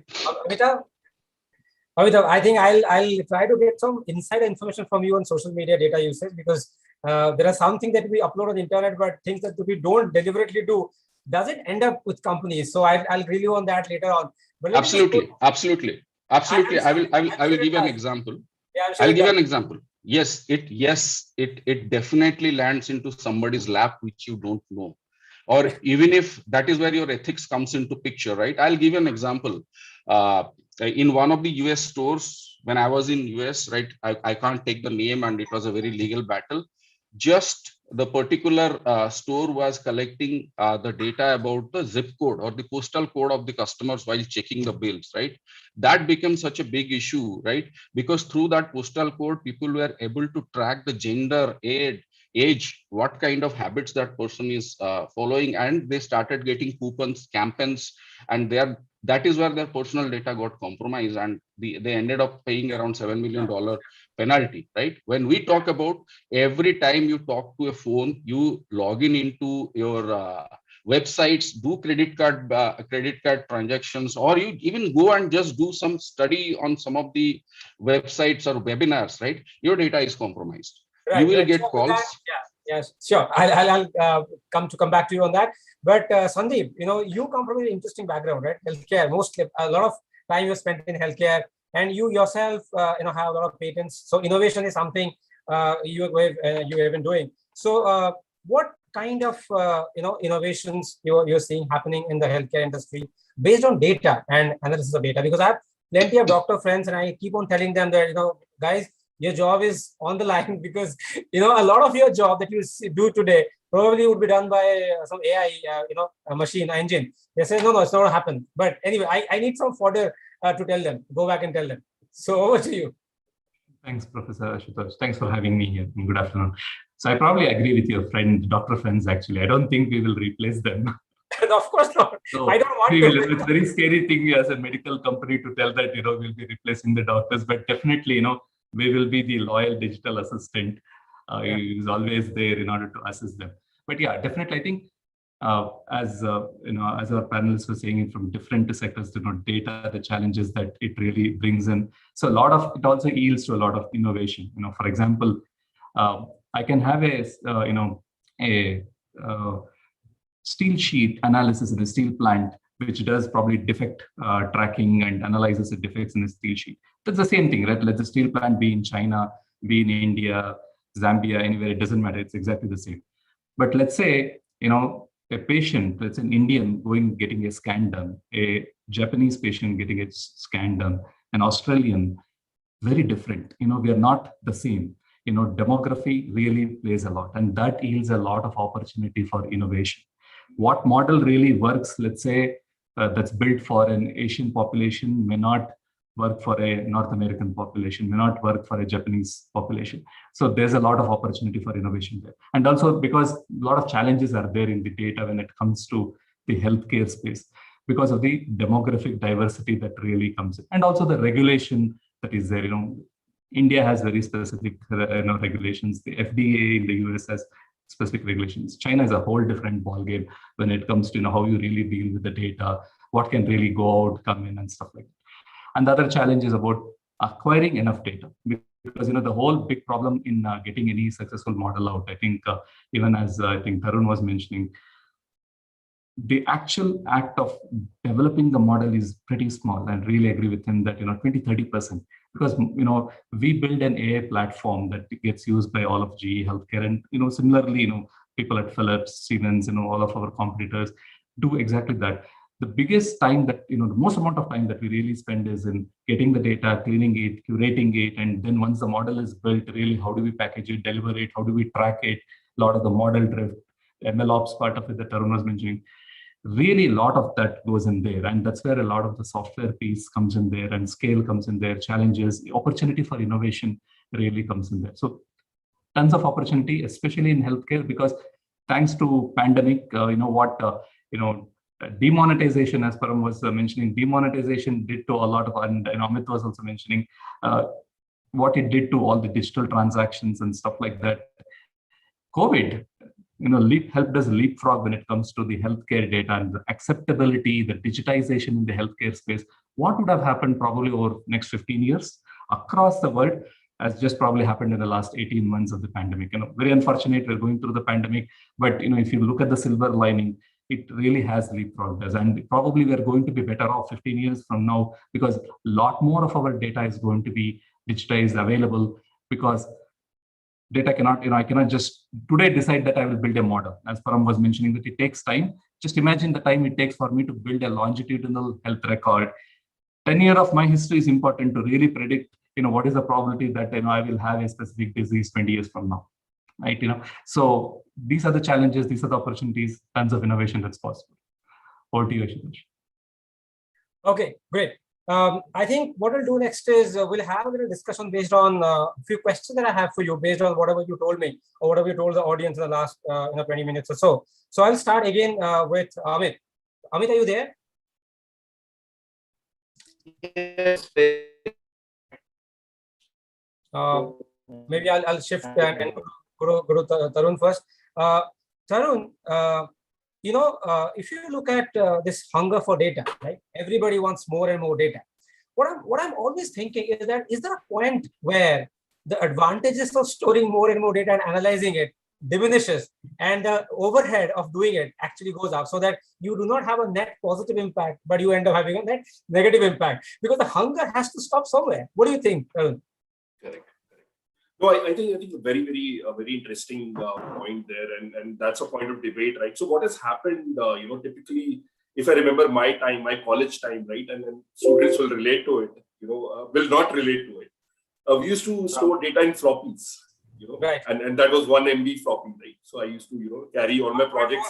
1.4. Yes, exactly, right? So now what has happened, Ashutosh, last 15 years, cost of saving the data has almost come down to a minimal, right? So now you've got, so that's where, the whole concept of data lakes has started, right?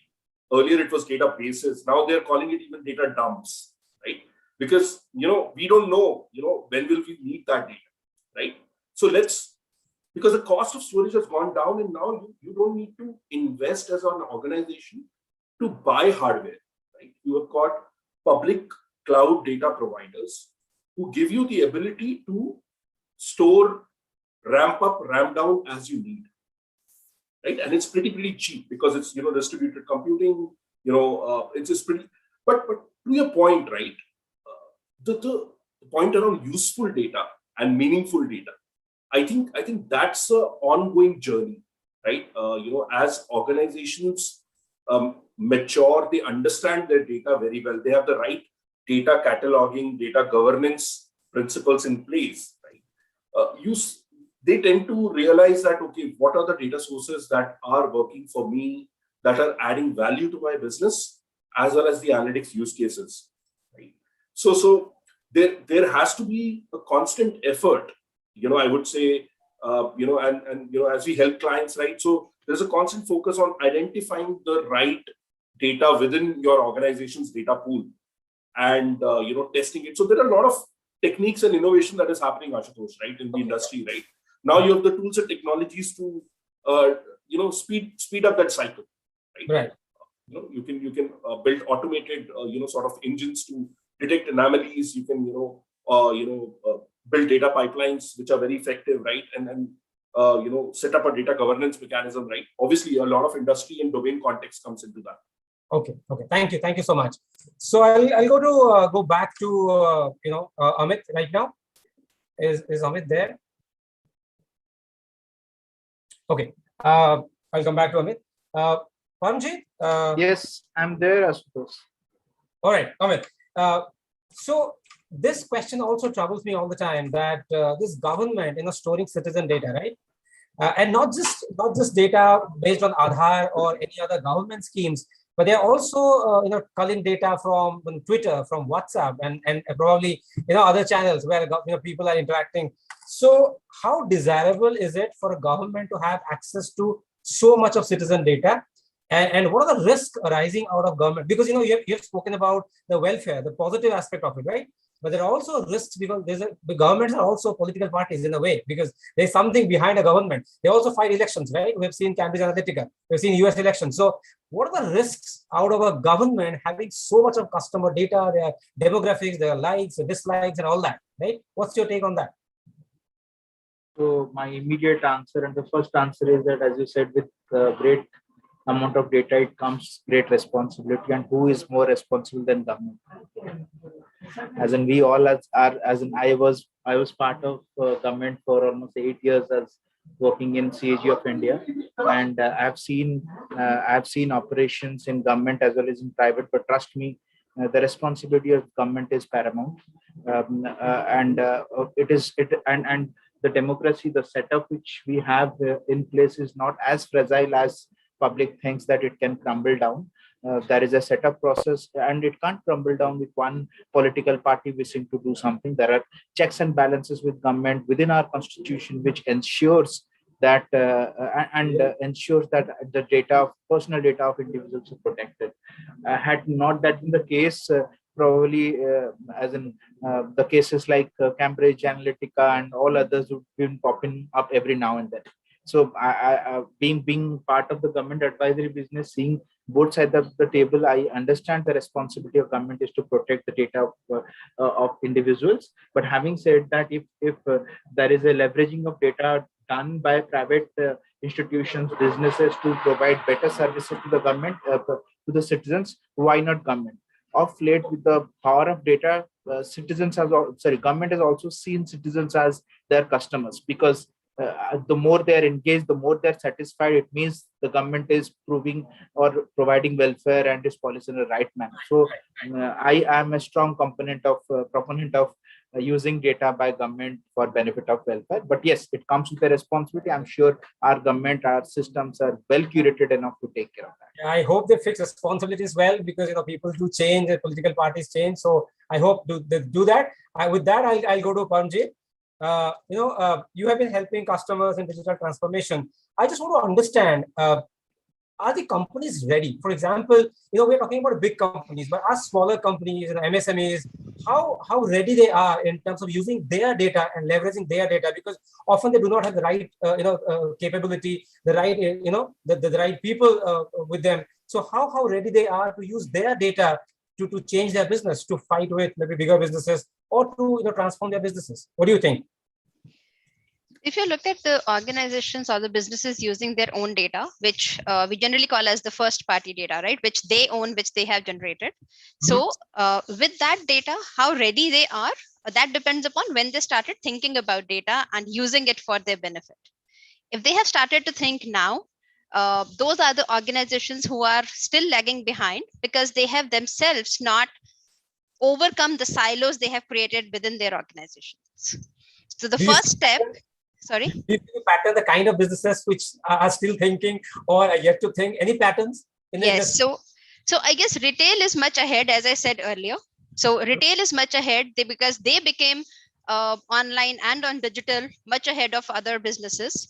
Healthcare is coming up, but they need to be very cautious in terms of what data they use and where they use, because that is individuals' very, very personal data, right? So there has to be a lot of cautious and regulations to be followed. So they have to overcome those barriers, which is slowing them down. Auto is an industry, as an old mindset, if you think about it, it was more into manufacturing and selling their cars via the showrooms where people go and do test drives and then they make up mind, right? They never thought of being digital. So they are again lagging behind, right? So retail is the leading one, because for them to reach out to customer, they need that real-time information, what they're looking for. How can I help this customer to convert within few seconds? Right. The businesses who have got a short span of conversion, they are the ones who are leading. The ones where the span of conversion is pretty long.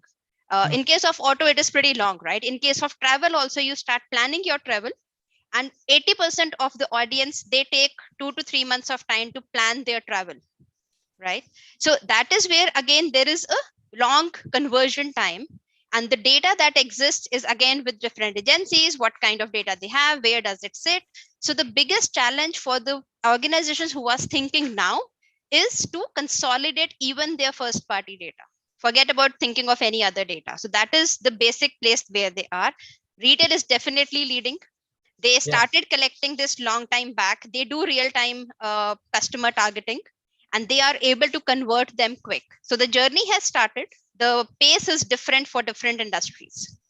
I think that's a very good takeaway, because you mentioned about the conversion timelines and that impacting how ready the people are, or how willing they are to use their data, isn't it? Yep. So I'll go to Amitabh. I still remember you talking about social media, and many of our audience here, the students here, would definitely love. So so I want to know from you as to what are the things people should be careful about while uploading data information on social media, because recently I realized that I judiciously cut out all my address slips from the packets that I receive and destroy them, so that when I throw away the packets, my address doesn't go away to people, to other people. But I realized that Domino has leaked my data to everyone, right? Even though I'm so concerned about my own data, my phone number, my house addresses, everything's there on the internet. So Amitabh, what are the things that people should take care of while uploading information on social media or for any site or any online platform for that matter, right? Some pearls of wisdom from you for most of my students who spend so much time. Absolutely, Ashutosh, what example you quoted, right? So when we all are doing analytics and providing and recommendation or utilizing the data, right? It is high time, like all of you might have heard about data stewards, right? Now a term being coined as analytics stewards, right? When I'm connecting the data, what kind of information I should bring in and what kind of information or insights I should throw out, right? That has to be completely controlled. So respecting the privacy, being honest what data you have, and also keeping the social sensitivity is every organization's responsibility. Like you said, Domino's shared your data, right? That's kind of unethical. So it comes to bias and ethical business. Yes. People keep it Yes. safe. Yeah. Yes.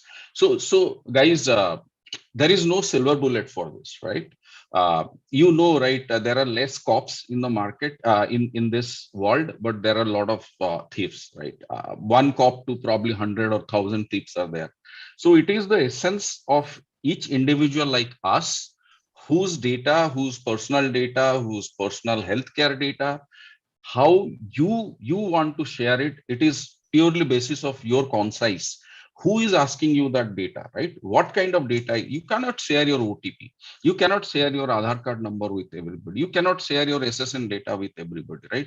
So it is Asutosh, I will say it is a pure concise, right? What exactly you are getting into in the web, what kind of transaction we are doing, who is asking you that question. You have to use those correlations and think whether you are going to share what kind of data or not. So there is no silver bullet to it. It has to be always, you have to be conscious about it. And immediately, if you feel that your data by mistake, you have breached those triangulations, please reach out to the respective authority and immediately, raise an alarm. Otherwise it is difficult to chase it back. Okay, thank you so much, Amitabh. I think we're running out of time. Absolutely, we will have some time for students' questions. But I'll just go to Sandeep before throwing this open to questions. Sandeep, India is, as Tarun mentioned, we are definitely on track to have data protection laws like we have in Europe and in other countries. But do you think a law would impact innovation in AI and other space? Because it will in some way limit the data available and the use you can do for the data to different companies, right? So would that hamper innovation when we have a strict data protection law? What do you think? Quickly, before we go to questions. I mean, I think it could definitely slow down a little bit, but those are very necessary guardrails. So it's like, no use having a train that rushes through, just rampages through stuff. That's what could happen if I don't have that. And it is better late than never that, we have these data protection laws. There is a reason why, GDPR is so tight about things and everyone complies to that stuff because you need that demographic data. You cannot get it anywhere else, but you have to go to the, the EU stuff to get that stuff. And India, China being great demographies, right? Population mix, the diversity that we have as a country, those are necessary guardrails. And also because not everyone in the country are equally educated about what is the value of my data. So it is a responsibility of the government there to put some of these guardrails to make sure that there is someone who is for profit, not exploiting your data, without your consent. At the moment you have consent, you understand what you're doing about it, it's absolutely fine. But even, for example, if it slightly slows down innovation, I would say that it's worth it because at times it is like, go one step back to go 2 steps forward eventually. That's what will probably happen. 10 years down the line, we'll be in a better place. All right, great. So I think let's now invite questions from students. We don't have much time, so maybe about 2 questions you can get from students. Yeah, the rest I can maybe consolidate later on. So we have some hands being raised here. Let's see. Minajul Islam. Yeah, good afternoon, sir. My question is, what is the future of business analytics? Also adding to it, would you please tell us about some of the specific threats of this particular domain? You mean the features? Future, sir. Future. What is the future of business analytics? Future, okay. So maybe just quick one line so that he feels happy that he has a bright future. So I can, go ahead. Tarun. So I will just take one line, right? The biggest challenge Tarun, Sandeep and Param have spoken about is the dearth of talent. If there is a demand of 1, the talent is hardly 0.01. So you can imagine from there what is the future there. Okay. Okay, Alisha. All right. Alisha, maybe we can have one more. Alisha Nanda. Is she there? All right. Baranya is Baranya. Arnab Das.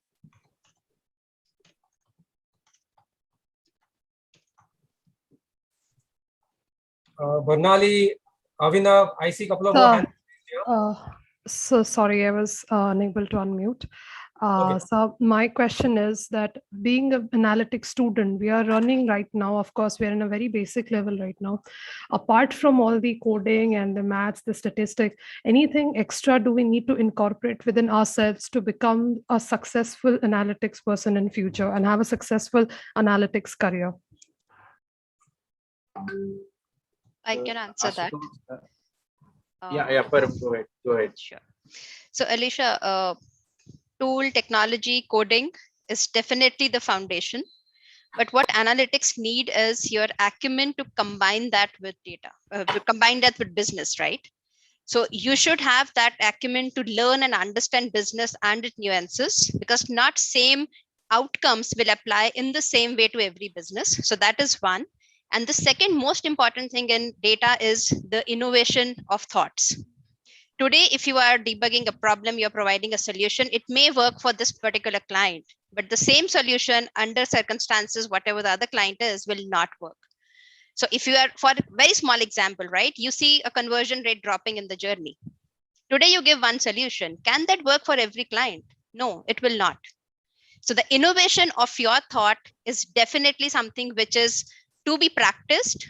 Tools, coding is what you can learn. There are n number of algorithms coming up today. You can learn that. You can apply it, which, as other panelists said, is like just maybe 30 to 40% of the job. The remaining part is your thought process, your innovation, ways to solve the problem, combining it with business. Absolutely, ma'am. All right, great. I think we are almost, I'm being reminded that the time is entirely over and we can't stretch it further. But thank you so much from the bottom of my heart. I think on a Saturday you are here talking to students and they have plenty of takeaways for the discussion. So thank you so much, Tarun, Amitabh, Amit, Sandeep, and Pamjit for being here and coming and giving your, sharing your knowledge with our students and all the other participants out here. Thank you so much, KIIT Pragyan, my mentee and my student, for anchoring this event beautifully. And as a cliche goes, last but not the least, all my students,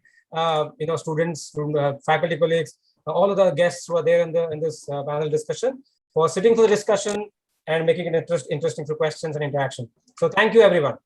Thank you. Thank you, everyone. Thank you. Have a great day. Have a great day, everyone. Over to you, Kirti. Yes, sir. Thank you to all the corporate leaders and our moderator, Professor Ashutosh Kar, for such an interesting and engaging session. Now, I would like to request Professor Arindam Basak to announce the winners of the pre-conclave contests. Yeah, thank you, Kirti. So a very good afternoon to all the faculty members, our respected panelists, and my near and dear students present in this meeting. So I'm going to share my screen. Okay, so it is already shared. So thank you. So we have actually organized 3 pre-conclave activities to create a sensation among the students regarding this second National Business Analytics Conclave. So just let me come to this thing. So from this slide, we can see there are 3 pre-conclave activities. The first one is the quizathon, which is primarily a quiz contest regarding this business analytics or data analytics thing. Second one is the Code Rush 2.0. It is actually a coding competition for the students. And the third one was the Carnelix, that is the data simulation contest for the students. And it is a proud fact to announce that almost more than 2,000 students actually participated and thus registered for these 3 events altogether. Not only from the university itself, students from different reputed organizations and institutions like IIM, IIITs, IITs, NITs all over India, they have participated. And for all these 3 events, actually, the faculty coordinators are there who actually coordinating the 3 events actually, and the student coordinators are also there to coordinate the whole event all together. So just let me announce the names for these 3 events. The next slide. Yeah. So for the Carnelix event, the first prize goes to Rahul Vishwas from KIIT Bhubaneswar, and the second prize goes to Sania Bhargav from KIIT Bhubaneswar, and the third prize goes to Priyanka Datta from KIIT Bhubaneswar. Now for the next event, which is Code Rush 2.0. The first prize goes to Ramnath from IIIT Sri City. The second prize goes to Chris Murarka from KIIT Bhubaneswar, and the third prize goes to Tomanas Chakraborty from AOT West Bengal. And for the next event, which is actually Quizathon, the first prize goes to Mr. Ashutosh Sahai from KIIT Bhubaneswar. The second prize goes to Anshika Jain from KIIT Bhubaneswar, and the third prize goes to, next slide please, D. Pavni Paravlika from KIIT Bhubaneswar. So I like to congratulate all the winners for this event, and also I like to congratulate and give thanks to the participants, those who have participated this total event. So thank you all the faculty and student coordinators, those who take a great part in this total event. Thank you all. Thank you, sir. Congratulations to all the winners.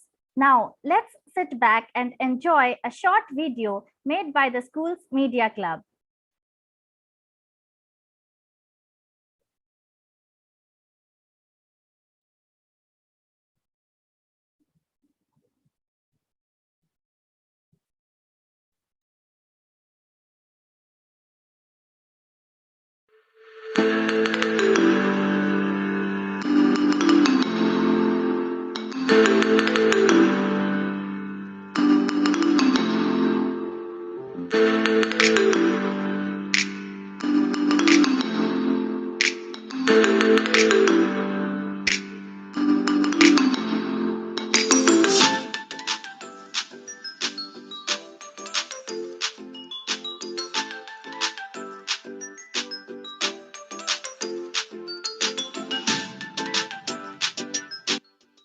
Detailed insights via data visualization. Key decision-making skills. Multi-industry or domain opportunity. To quantify business values.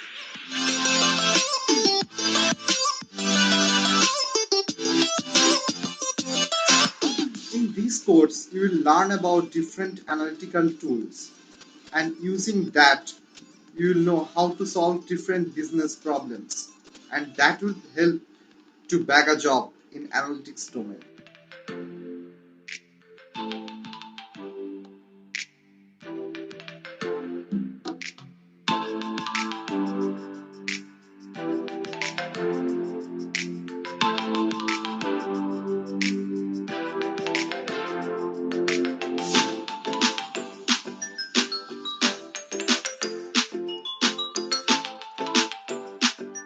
Empower companies to make an impact.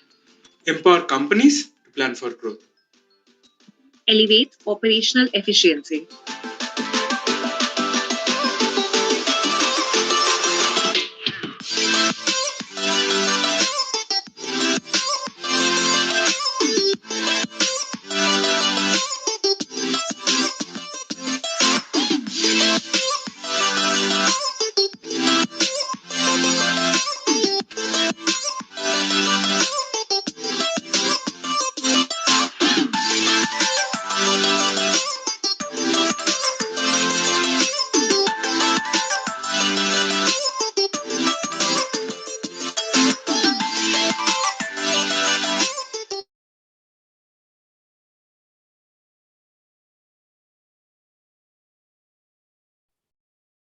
As we have now come to the end of the session, I would like to thank all the participants for attending the session.